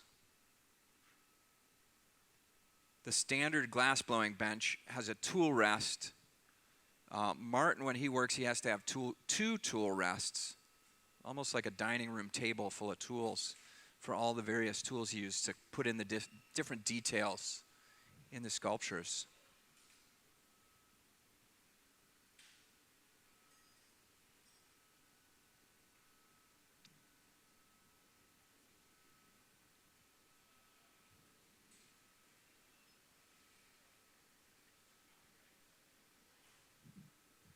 Does anybody have any questions here in the amphitheater or online? Is he planning to finish this today? I think so. Yeah, I think he wants to be finished here before 7, before the museum closes. Otherwise, we're all going to be trapped in here. They have a night at the museum. No, he started this piece earlier this week. He made some of the parts. He brought them over here. I think I mentioned that. We brought them up to temperature very slowly overnight. He brought them in yesterday, and we put them in some ovens, and then he picked them up and is continuing to work on them. So that's also unusual, to make something halfway, and that, you know, most artists would just go in. I think normally at his own studio, he'll just go through, you know, work for a full day on one sculpture more, you know. But this particular piece, yeah, this is a multi-day project. And you guys in this situation probably will get to see the finish of it. That's the idea. You know, so if everything goes smoothly and to his plan, we'll be finishing up within this live stream. If not, you know, this is art happening. You know, there's only so much we can control, and yeah.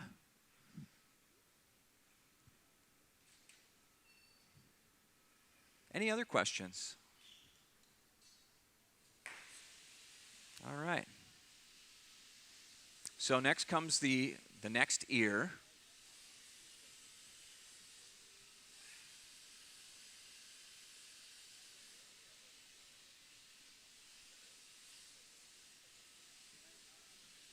You have a question?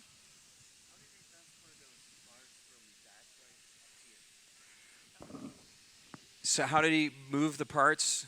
Well, he carried them over in his arms yesterday. They were cold. They were cold. Yeah, yeah. So the studio where Martin made these, this is another Martin teacher over at the studio who's teaching the cold shop class. He's got a question. How did Martin get these pieces over here? And the answer was he carried them in his arms. You know, they pushed them over on a cart. But that's because they were cool. They were room temperature. And then we brought them back up to temperature. I'm sure Martin could have probably ran it over here hot if he wanted to. You know, I think he's done things like that before. But this time he did it very civilized. You know, he brought it over at room temperature. We brought it up again. So we appreciate that. No running in the parking lot.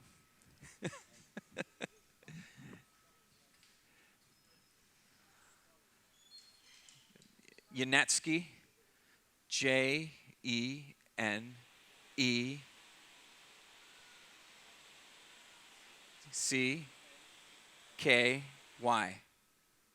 So it looks like Janecký, but I've made that mistake before. It's Janecký.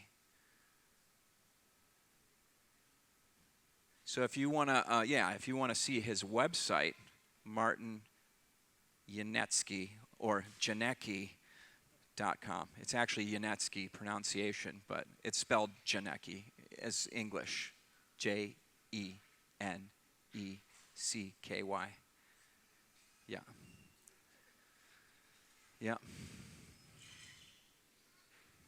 Now, the last time I narrated for a live stream for Martin, I said it wrong, and I feel bad. I said it the American way. Huh? Yeah, Janek. No, it's Janecký.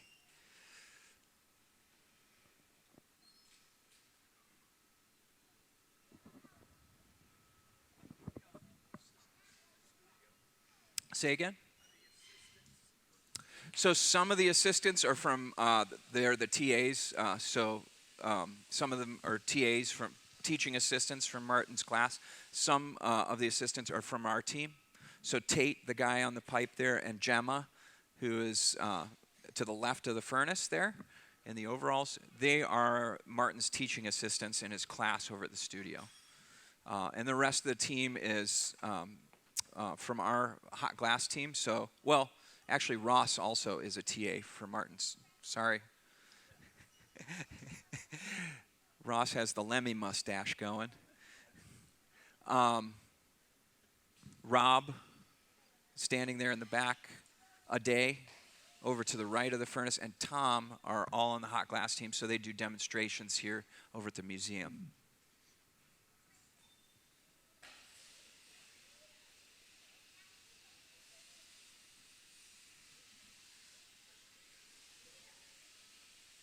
So ear number 2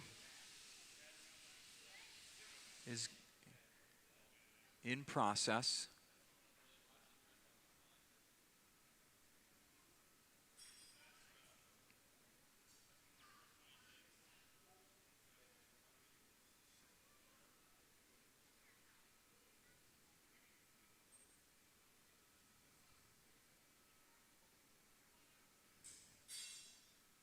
So I was told that this piece weighs about 25 pounds.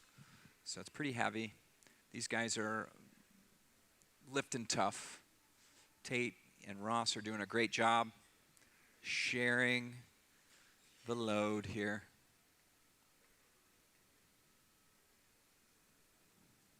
So like 11 kilos or something.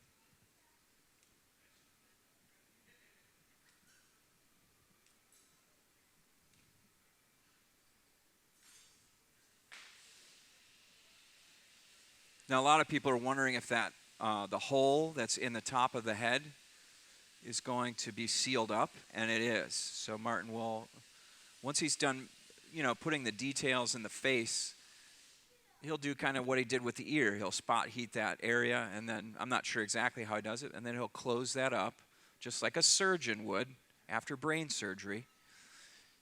And then he's going to add the parts that he was working on earlier today, before the live stream, which are some large cones that'll jut off of the scalp of this figure.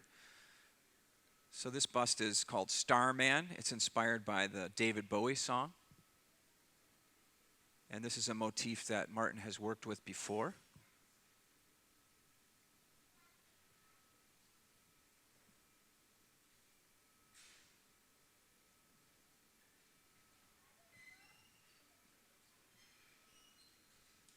A lot of the tools he's using are custom tools, not your standard issue glass blowing tools. And for the past decade or so, he's been, or more actually, he's been going around and basically showing people his unique forming techniques. There's really only one other artist who's worked anything like this, maybe one or two, where they've really mastered inside sculpting the bubble. William Morris is certainly one of them who's represented in our collection here. And I think Martin even might have worked for him at some point. But he's probably, he was a gaffer that worked not only for himself, but for Dale Chihuly early in his career, making large-scale work. But the skill level and even just the technique itself is really quite unique. What you're seeing here today is not something you would see every day. It's very, very special engagement here for sure. And I get caught. I'm watching and mesmerized by it. It takes a while, but it's really, every touch, every heat translates into something. He's very, very efficient glass maker, and he knows what's up. He knows what he's doing here. Pretty amazing. And it's been really amazing to see this transform from a nondescript bubble, like a potato, into this amazing face. Just, over a couple hours, just like emerging. It's really, really cool to see it.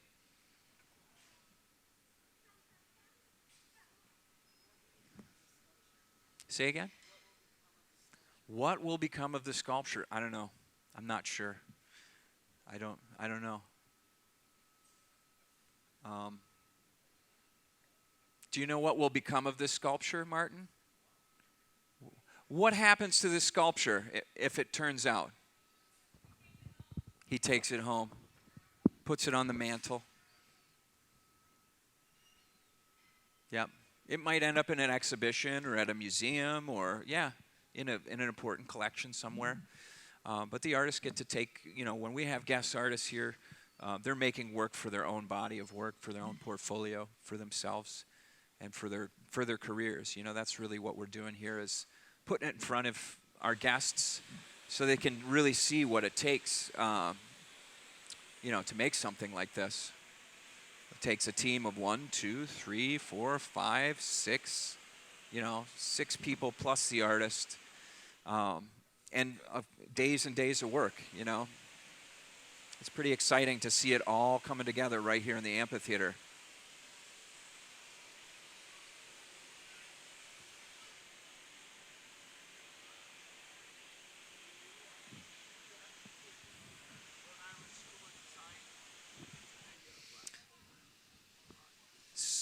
Rhode Island School of Design has a great program. Actually, one of our demonstrators this summer, Claire Cotterette, did her undergraduate at Rhode Island School of Design. So there's a lot of glass makers who come out of Rhode Island School of Design. Very well known. Dale Chihuly, as a matter of fact, one of the most famous. He not only went there to school, but he taught there. Yes. You have a question? So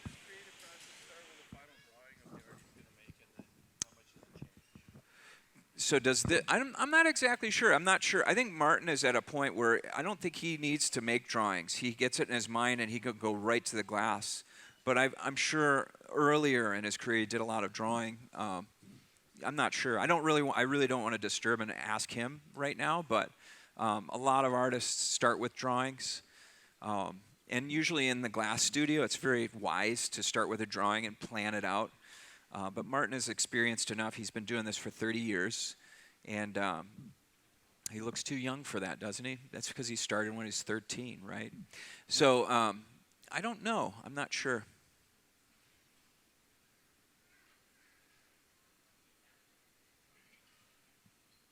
You know, I think he's pretty familiar with the steps of making the different facial features, so he doesn't, hey, he doesn't have to think about it too much.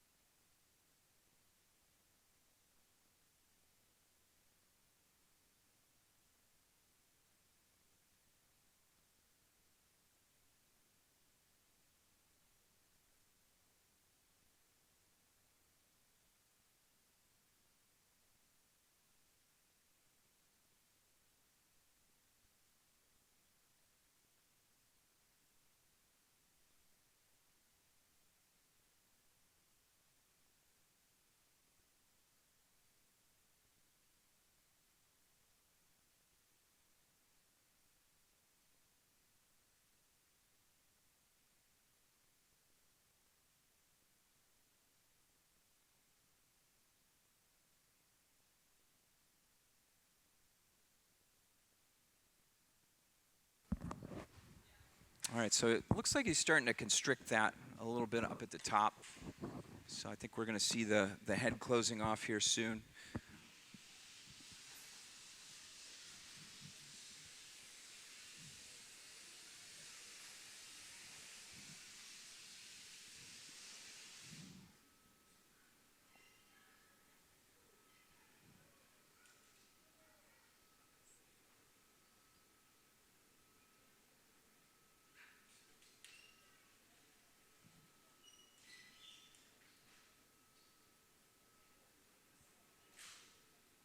So a lot of our guests ask us why we don't wear gloves when we blow glass. And I always tell them, once it starts getting bigger, the gloves come out. Our normal demo pieces are 2 or maybe 3 gathers tops. This piece is probably about 6 gathers. And you see Martin has now got a glove on for some of that reaching in and cutting and detail work that he's got to do.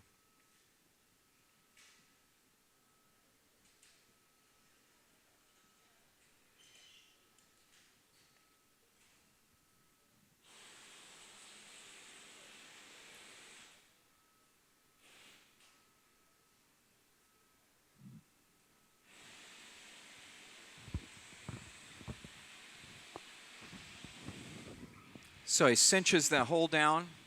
It's almost like the end of a balloon, right? Clips it right off with diamond shears. And now the top is closed.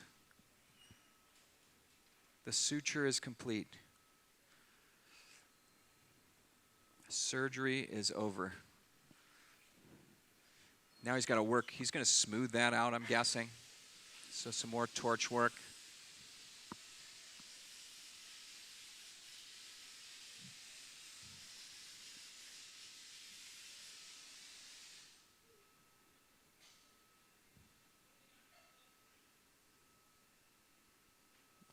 That tool he's using right there is actually made of a block of cork.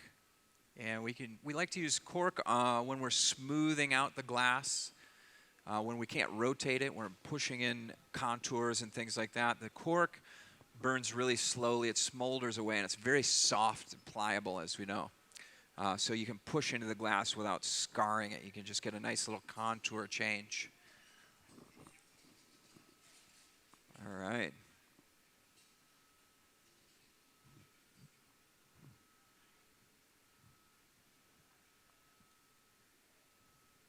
Oh, that's a cool shot right there.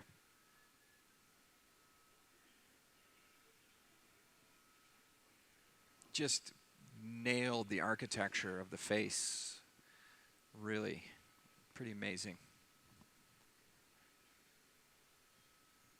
Stuff like this is hard enough with things you can touch with your hands, right? But he hasn't touched it yet.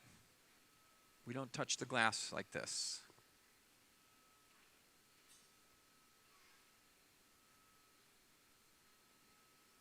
So the bottom of the head is actually still opened. So it's on a blowpipe, and they can actually still blow into that and inflate certain areas if they want to.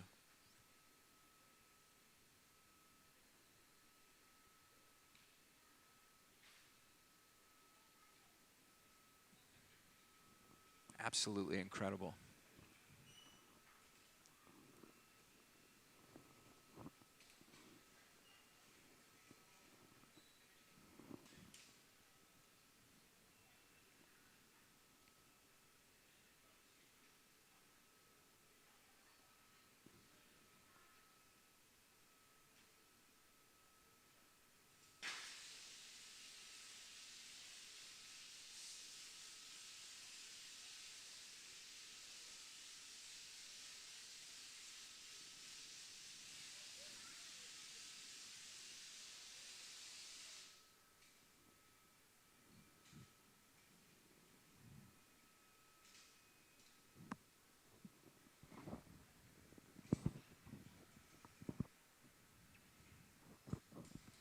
So if you're just joining us here in the amphitheater, if you're tuning in a little late, we're featuring guest artist Martin Janecký from Prague, Czech Republic.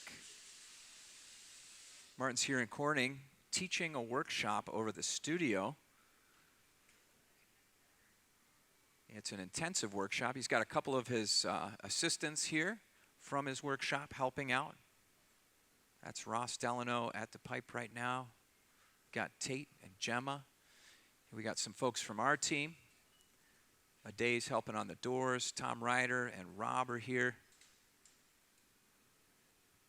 All ready to lend a hand. And this is going to get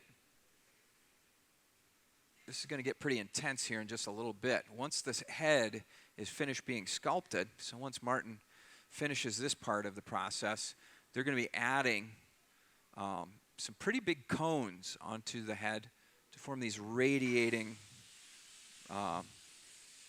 rays coming off of the head. This sculpture is called Starman, inspired by the David Bowie song.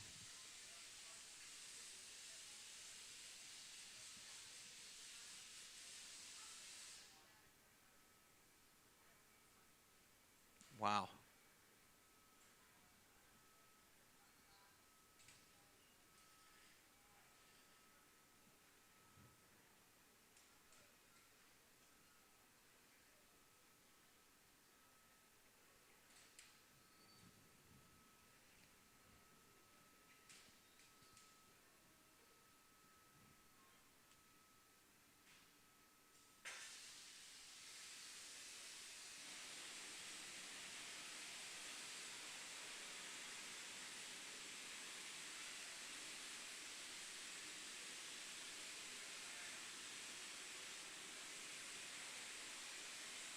So right now they're using the bench torches.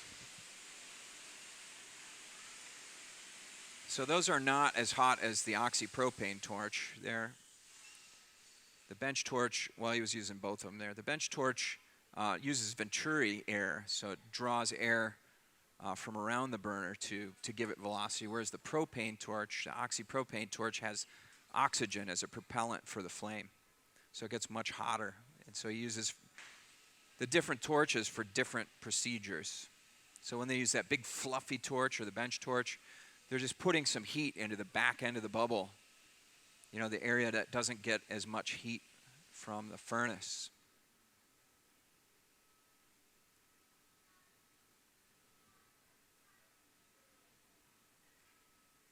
Again, using cork to shape the contours, the softer details.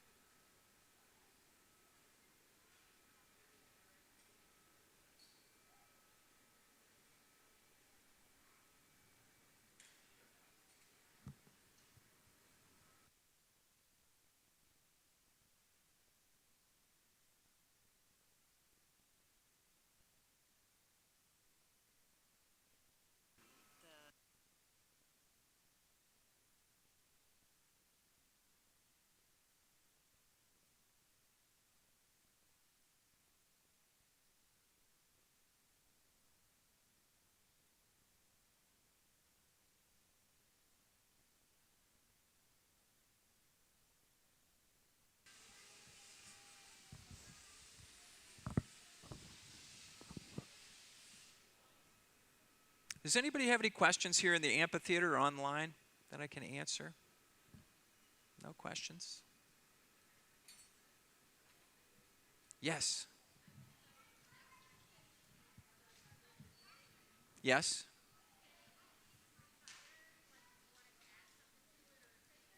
Yes.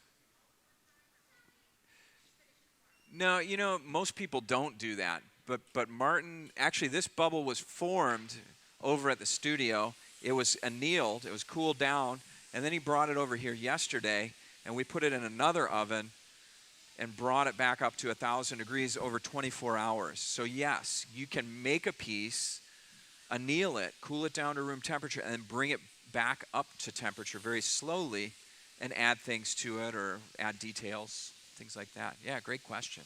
Anybody else? Any other curiosities? All right. Yeah, it is looking good. Hey, what's up?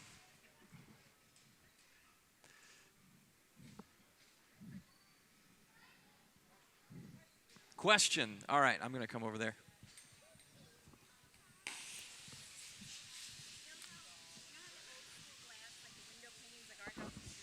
Yeah. Oh, yeah.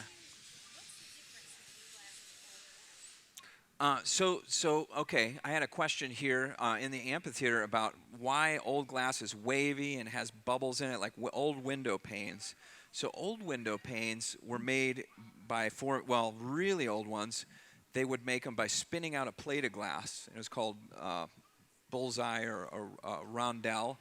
And actually, there's certain panes that would have the punty in it, so where the iron was attached.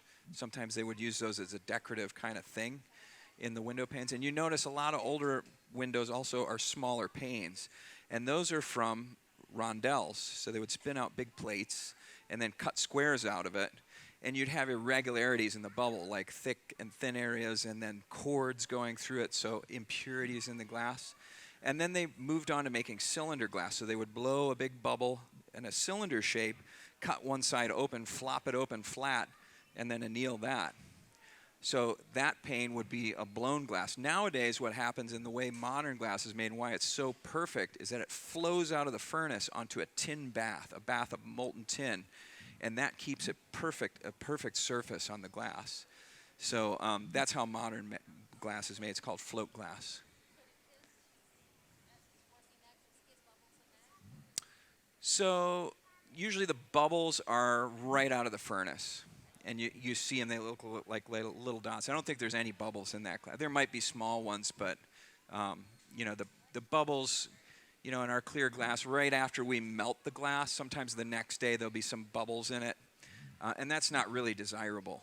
Sometimes it looks cool if you add them in on purpose, but typically you don't want bubbles in the glass. Yeah, yeah. So usually you try and melt the glass and refine it so that all the bubbles work themselves out. Yes, question. Yeah, you're welcome. Great question, guys. Yeah, what's up? Oh. How heavy the head? Okay, that's a good question, and that has been asked before. It's 25 pounds. That's what I've been told. The way they're handling it, it looks lighter to me, but strong guys. Yep, 25 pounds. We have a question from our online visitors. Yeah, what's a good one? How is it going to stand when it's finished? It'll stand right side up, the head pointing up. Yeah. So Martin will, I'm sure we'll have to do some cold working on it. Some of it will be removed so that it sits flat on a pedestal or whatever. Not exactly sure how he resolves it, but definitely that rounded edge on the very bottom gets removed. Yeah.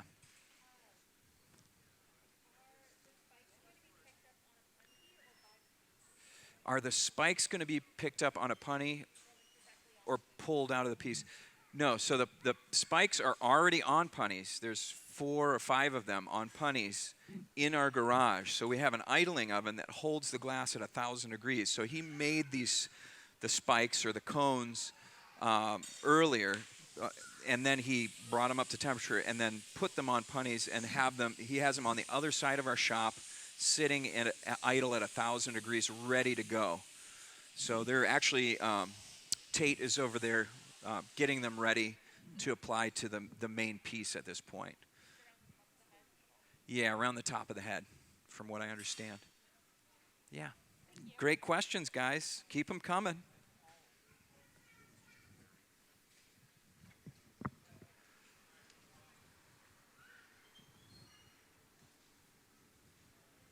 Anybody else in here with questions in the amphitheater?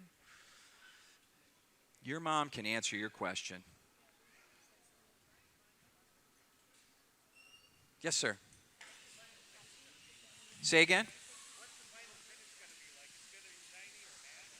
It's up to him.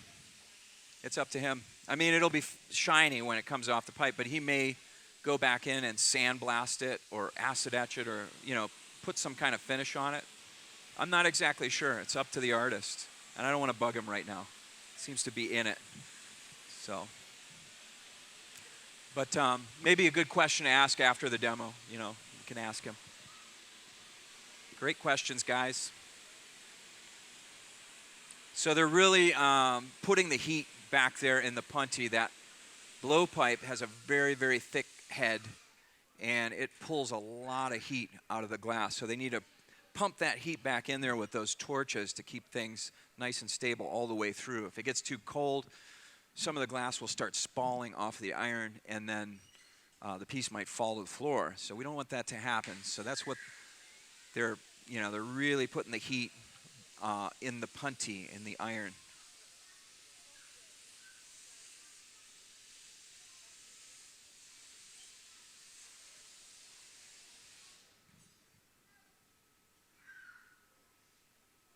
So here's some, so you can see he's using, metal tool to make some of the harder details, like that line in the brow.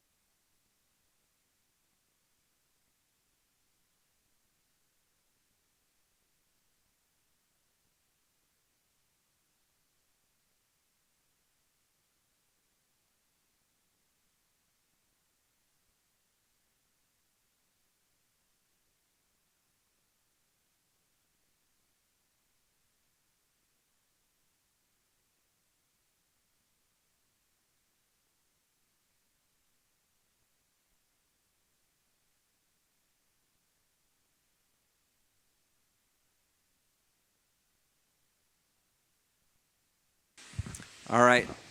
So there's a lot going on right now.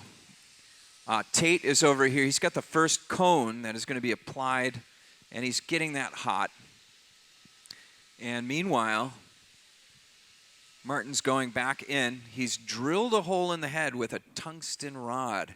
So you can actually poke holes through glass with tungsten. And the reason he did that is because when they apply this cone, it's going to put another bubble, another chamber, an open chamber in there. And the glass really needs to be able to breathe, because as the air heats up, it expands. As it cools down, it contracts. And if you're working with the piece and the air is cooling down and the glass is soft, it's going to suck back in on itself. Or it's going to blow up. So you have to put these breather holes in so all the chambers can release air as needed to keep the bubble form stable. So they're just keeping the head idle at the main bench. Martin is over at the secondary bench, and he's getting the cone ready to apply to the forehead.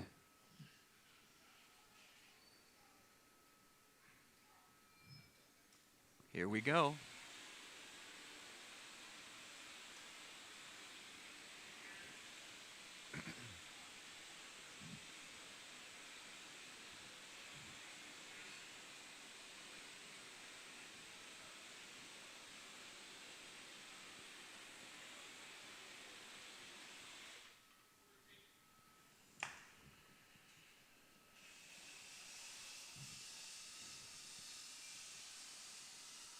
So Martin's using another hot torch. He's just going to heat that lip up. That's what's going to be sealed to the forehead of the bust. So that needs to be pretty hot. You want a high temperature on those seals where the glass is going to be permanently welded to itself.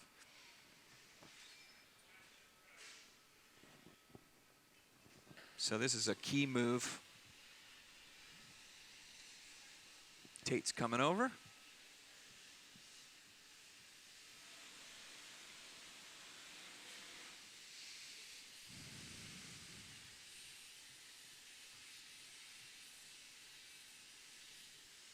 And maybe it's not quite ready.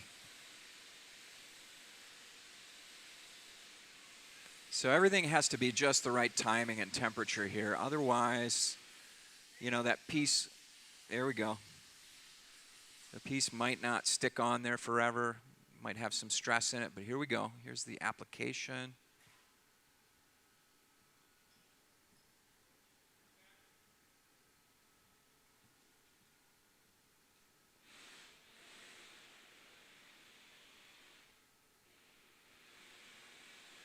There it is. Yeah.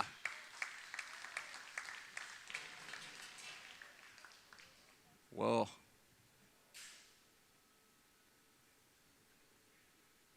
It's very big.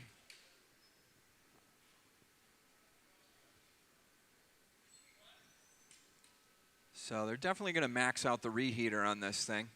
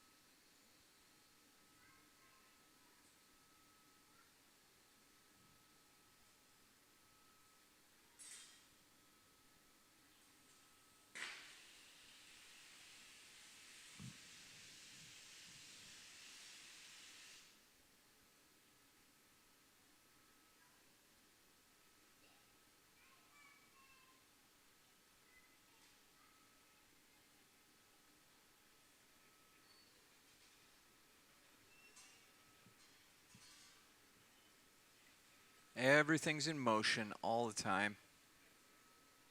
This really adds a challenge to sculpting hot glass. You got to keep it moving. If you don't, it's going to sag all off. Glass is moving. The moving glass is in motion. Lots to think about.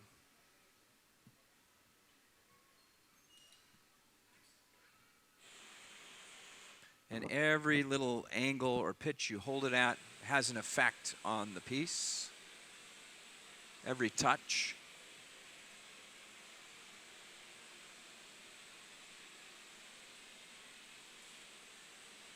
How long you touch it for, how much you pull.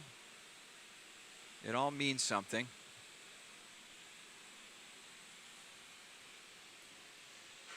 And will play out in the final piece.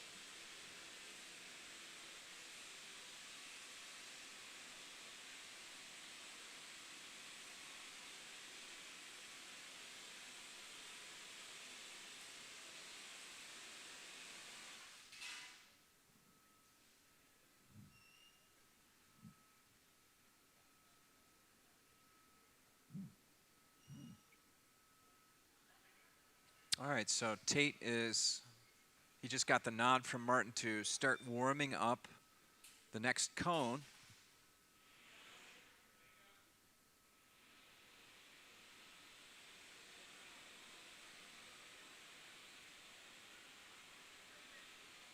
This is going to be Starman.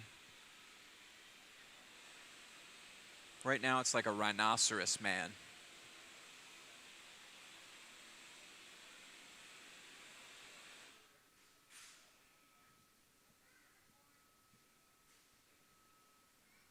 Martin, how many cones go on here?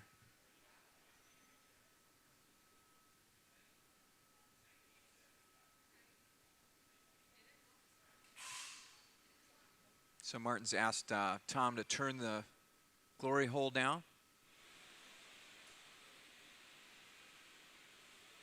Want a softer heat as he assembles these various parts together.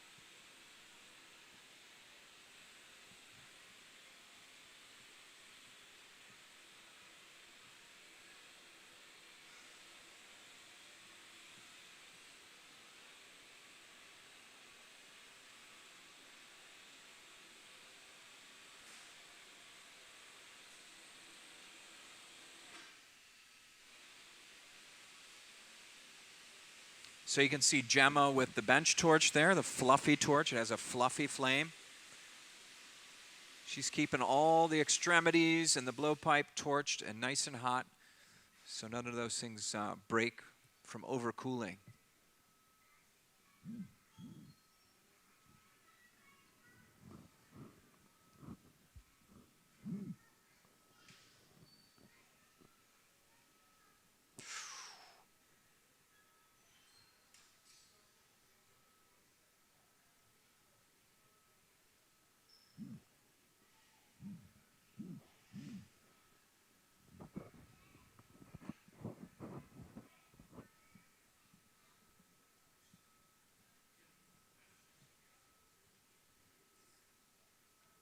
So who here is taking Martin's class over in the studio?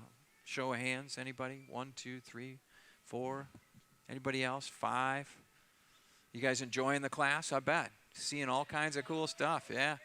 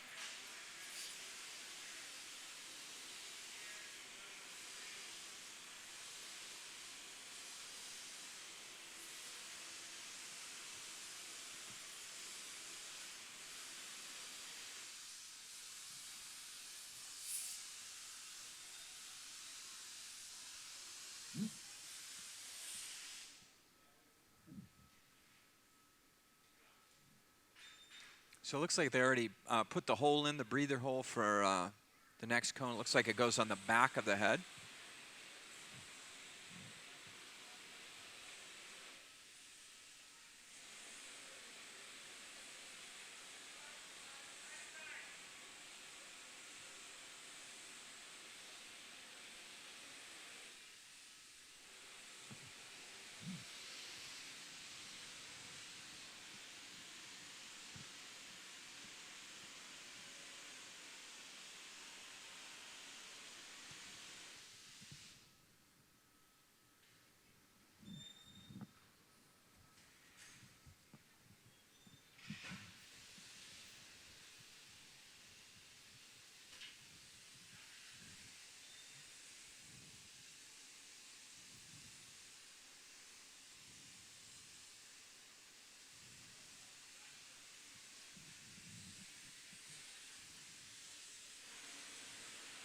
Hi. It's hard to talk about stuff. It's like, oh my God. You've been talking since 4? Yes. Mike I'm just- was standing around, so he Oh. said, he's out checking out the wood-fired furnace. He hasn't had a chance to try it.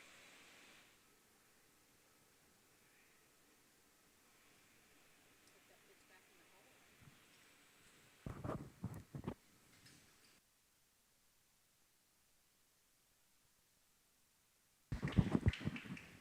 Cone number 2 is in place. Uh-oh.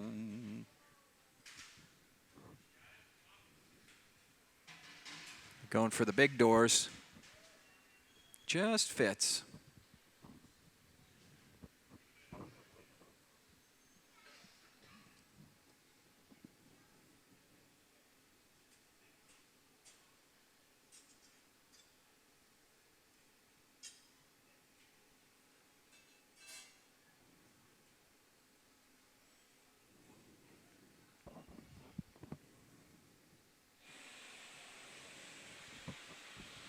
So if you want to know more about Martin's artwork, make sure to check out his website, janeckystudio.com. That's JANECKY studio.com. And you can learn more about Martin's artwork, check out his portfolio online, and learn more about this incredible artist that's demonstrating here in our amphitheater today.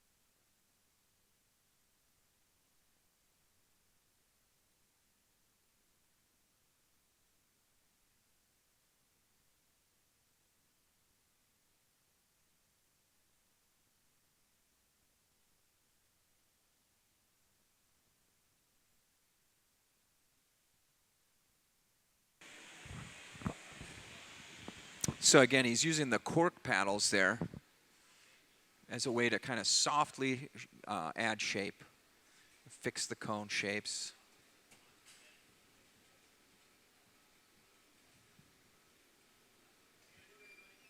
What are you looking for, Tom? Gloves for door openers. Oh, gotcha.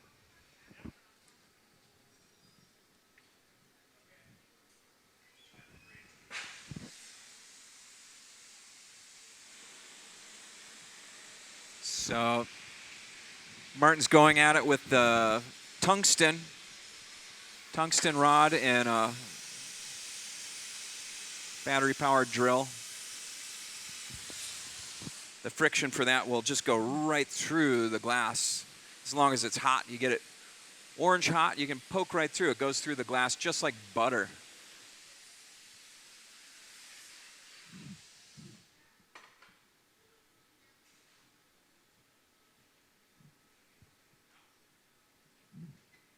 So here comes the next cone. Tate is heating it up.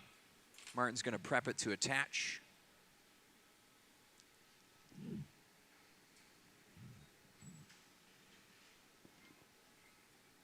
So Martin does some extraordinary things with the glass, but it all goes by the same rules, you know. Things have to get hot to stick together. Both ends need to be at a certain temperature. There's a certain fundamental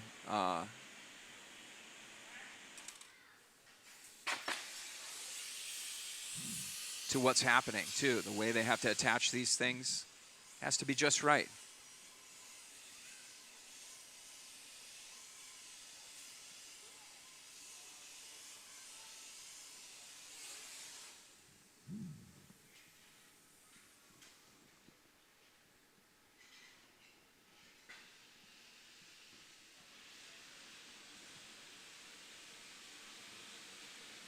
So he torches the spot where the next cone is going to be applied. This way both temperatures are similar. And that'll ensure complete fusion.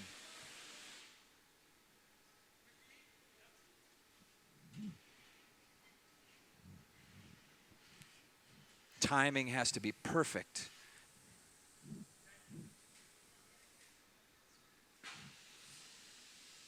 Here comes Tate with the next cone. Martin gives it a taste of the heat. And here comes the attachment. Maybe. Yes.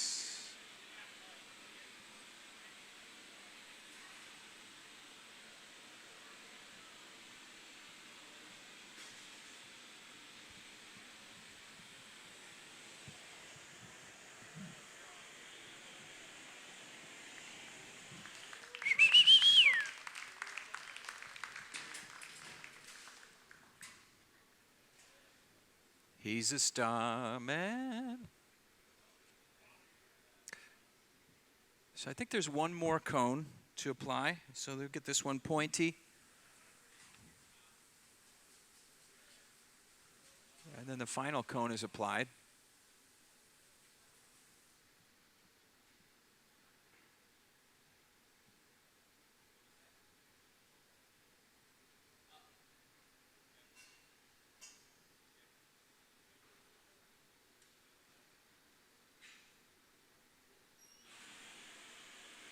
Do we have any more questions in the audience? Any questions about the process, anything that's going on? Just one sec, I'll be right over.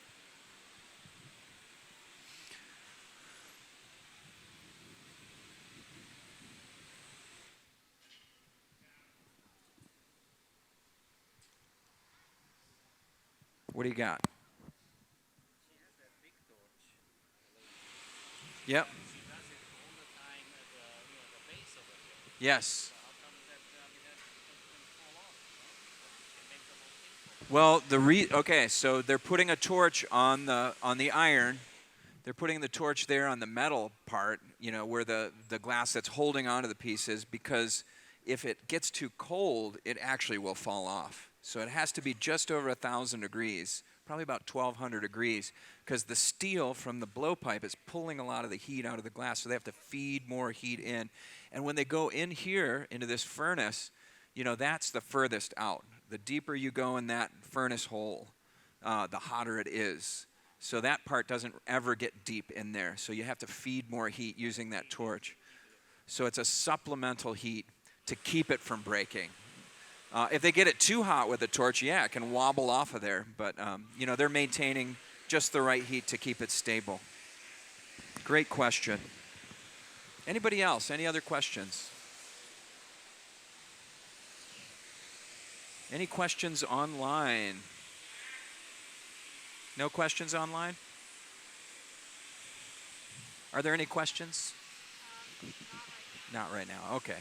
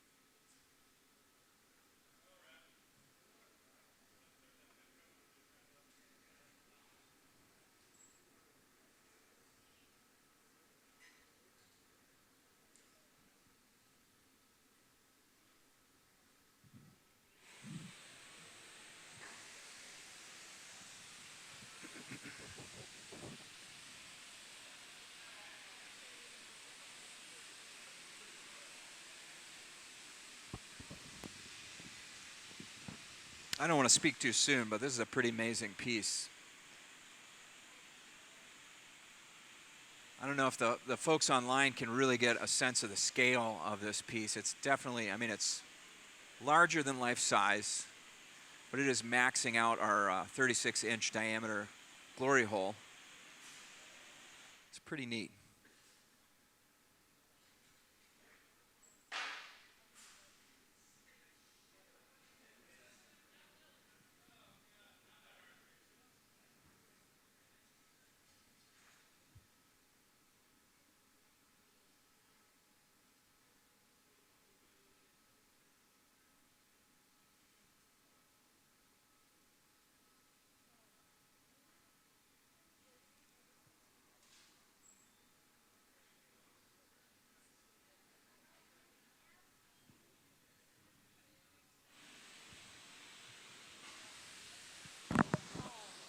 Approximate weight with the cones added and the difference in thickness between the cones and the head. Okay, so we have a question online again about the weight of the piece. People love to know how much does it weigh. The head itself is about 25 pounds. I imagine the cones are at least probably 3 pounds each. So you figure, you know, 12 pounds on that. You got, you know, it's like 40 pounds.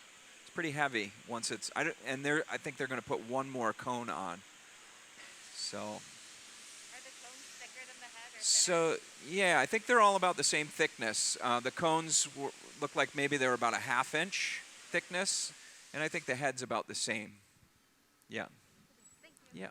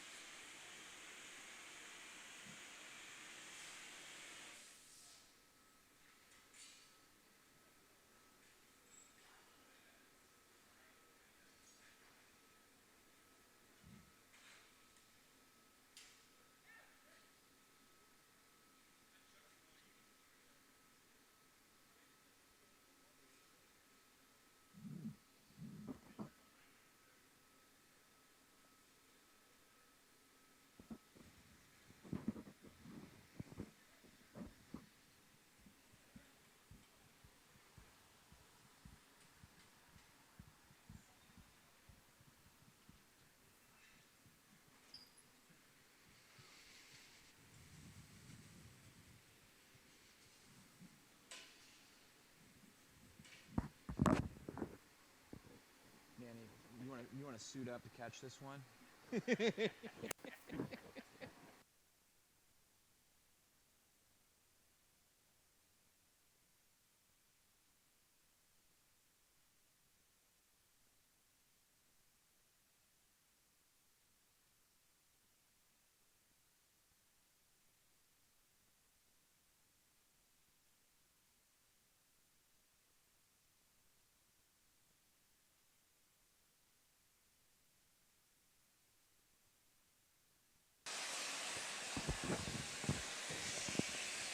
All right, so they're prepping for the attachment of the fourth and final cone, adjusting at the same time Martin is adjusting the last cone he put on, get it in the right shape.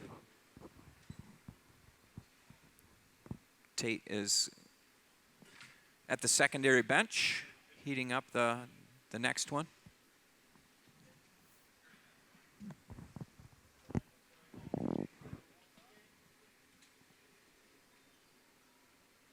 Things getting pretty intense here towards the finish of the piece. A lot of work on the end of that pipe, attached by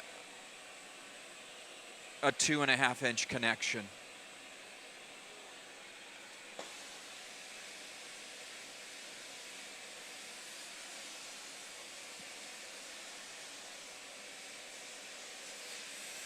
So it looks like Martin is narrowing the cone a little bit. So he heats the middle and then pulls on it.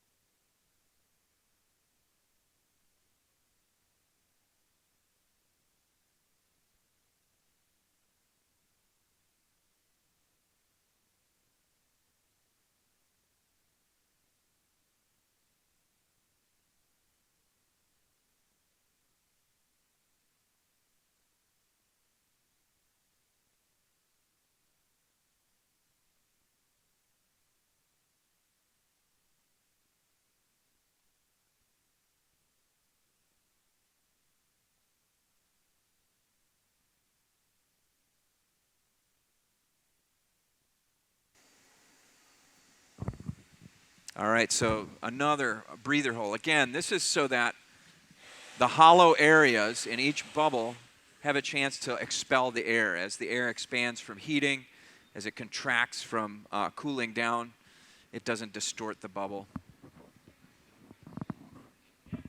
So it's called a breather hole, so that the bubble can breathe as it heats up and cools down.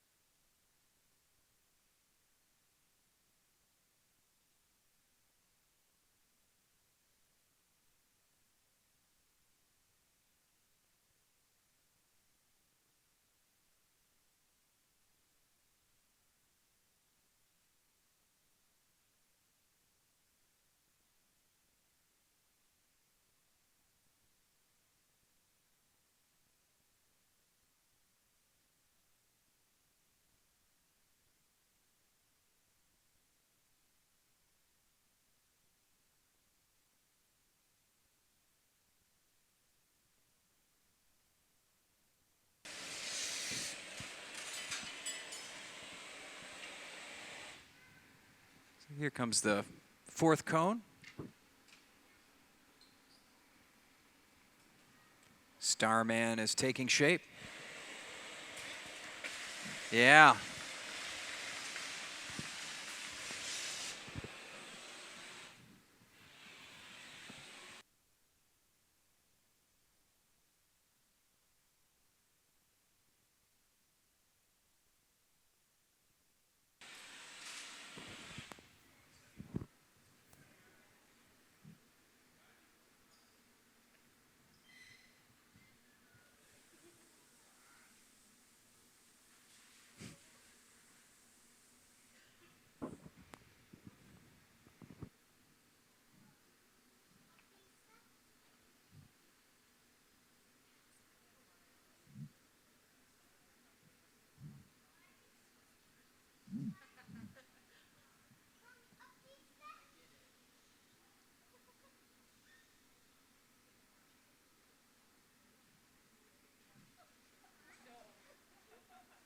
Boy, he planned that pretty well. Just fits right through the doors.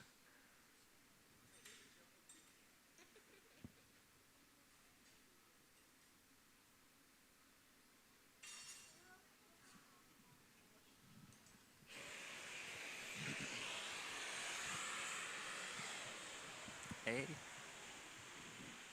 You folks have any questions?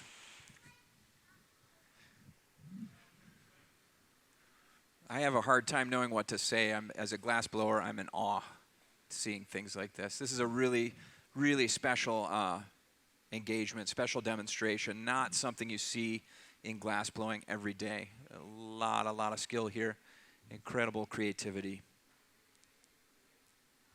Even just the scale and level of detail, pretty special.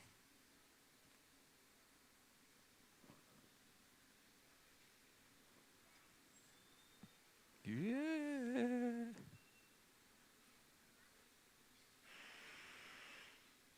It's hard to tell on the line from the live stream, but those spikes come so close to the edge of the chamber. He's kind of got to wiggle it to get it through the doors.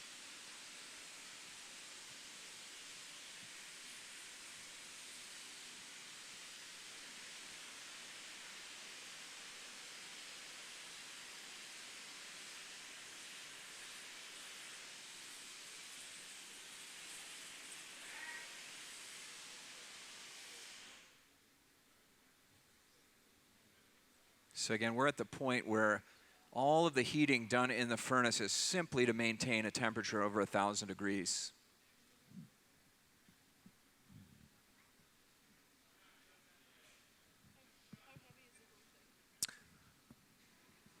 How heavy is the whole thing? Guessing about 40 pounds. The head itself was 25 pounds, I was told. So.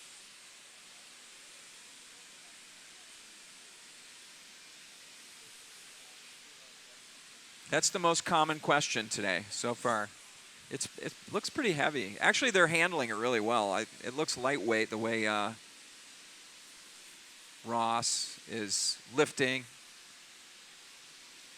Ross must have had his Wheaties today.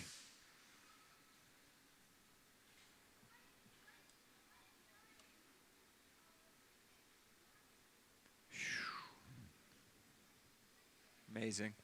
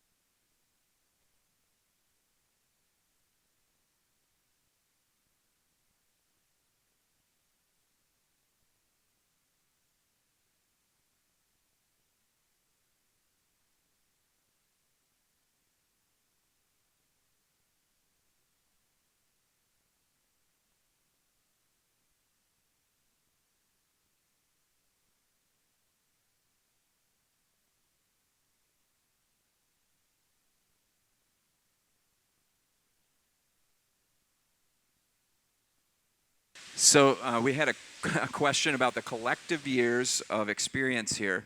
Martin has about 30 years of experience. Tom, how many years do you have? Like 15, 17 years? So, you know, we got 50 right there almost. Tate, how many years of experience do you have? He can't hear me. I don't know. I'm guessing 10 or 12. There's over 100 years of experience here helping out. Say again? Yeah, it's one really, really old glass blower's experience, yes. So actually Martin, yeah. Oh, and Bill, yeah. Oh, here.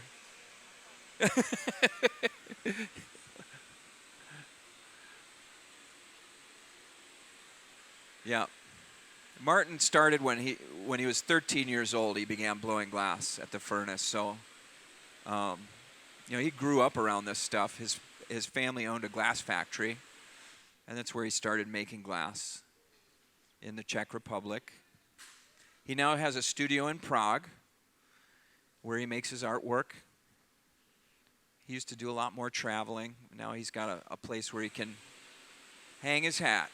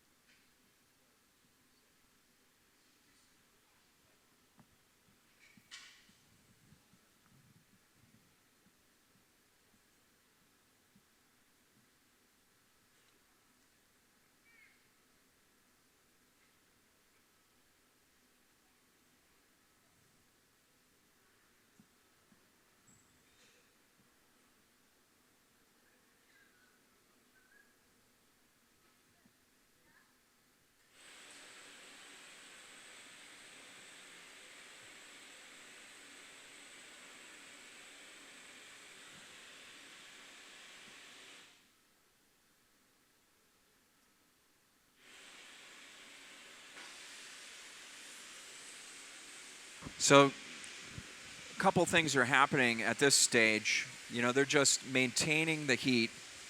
They want everything to be idle around 1200 degrees or so Fahrenheit.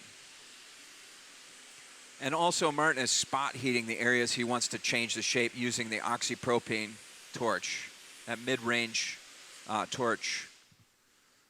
So, you know, he's sharpening up those cones, making them spiky on the ends. But the other torch is there to keep things from getting too cold.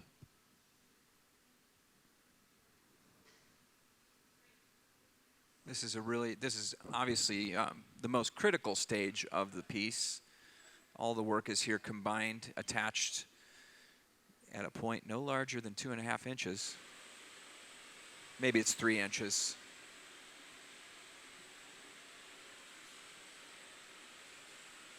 It's just kind of the ultimate balancing act.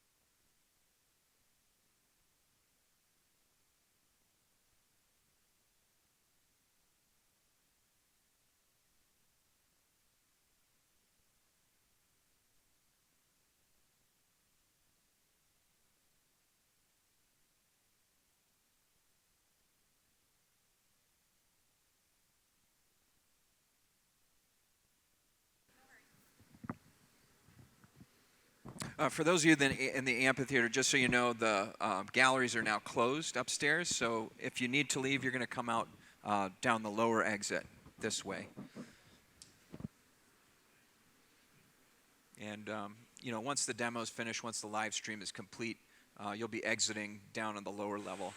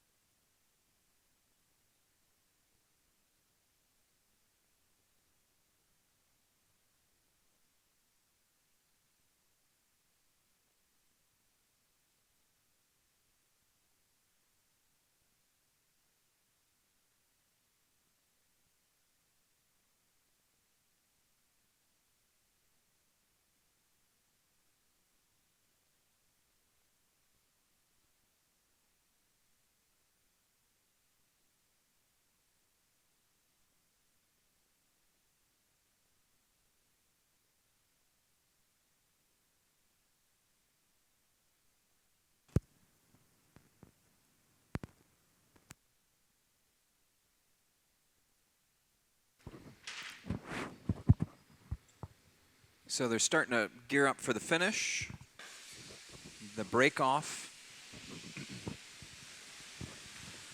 Ross is putting his fireman's suit on. He's putting a silver jacket on, sweatshirt. He's getting his PPE on for loading this piece into an oven. So everything that we make in the hot shop has to be cooled slowly, including the sculpture. That slow cooling process is called annealing. And the oven they're going to load this to is right behind the workbench where Martin is working. But in order to get it in that oven, they're going to break it free at the bench. And then Ross is going to catch it bravely. Right? Isn't that crazy? He's going to catch it, and he's going to have to carry it into the oven. He'll have to climb up 2 stairs to load it into the oven. And we hope he doesn't trip over anything. So they're just kind of rehearsing, planning, getting things set up for this final move. Meanwhile, Martin is just getting all the temperature balanced throughout the piece. So he's using the torch to feed heat into the extremities and into the pipe. So the things that are furthest out from the core of the piece will cool a lot quicker. So they're just balancing out the temperatures. Once everything is as close as they can get together, just through experience, they know this.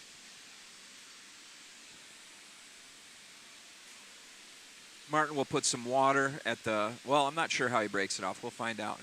Looks like he's going to torch it, and maybe he'll shear it free. Or put another little neckline in there.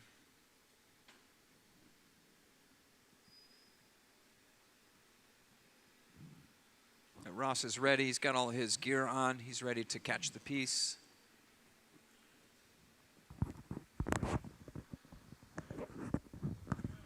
Tom is also gearing up, so this is a two-person carry-in. Two-person carry-in.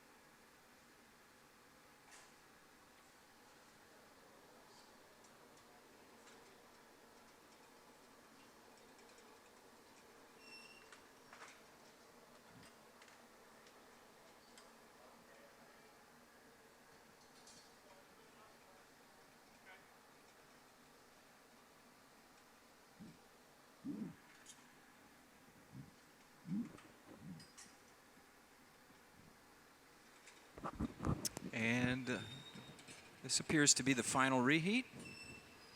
Maybe.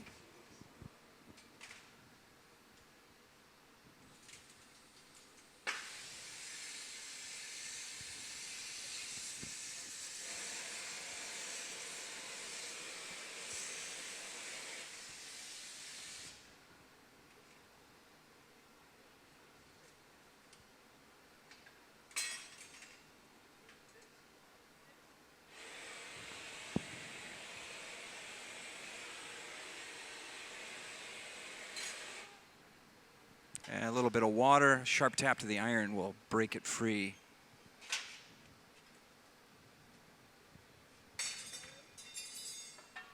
There we go. Ladies and gentlemen, that's Martin Janecký. Incredible Starman sculpture.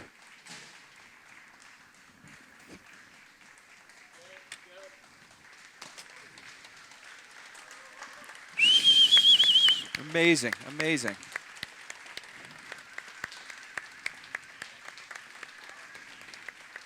Great team. All right, that's going to do it for that demonstration. And we hope you enjoyed that presentation. And we hope you get to check out some more of Martin's work. Martin-Janecký, spelled like Janecky, but pronounced Janecky.com. Check his website out. Learn more about his work, and stop by the museum. Stop by the museum's website too, Corning Museum of Glass, cmog.com.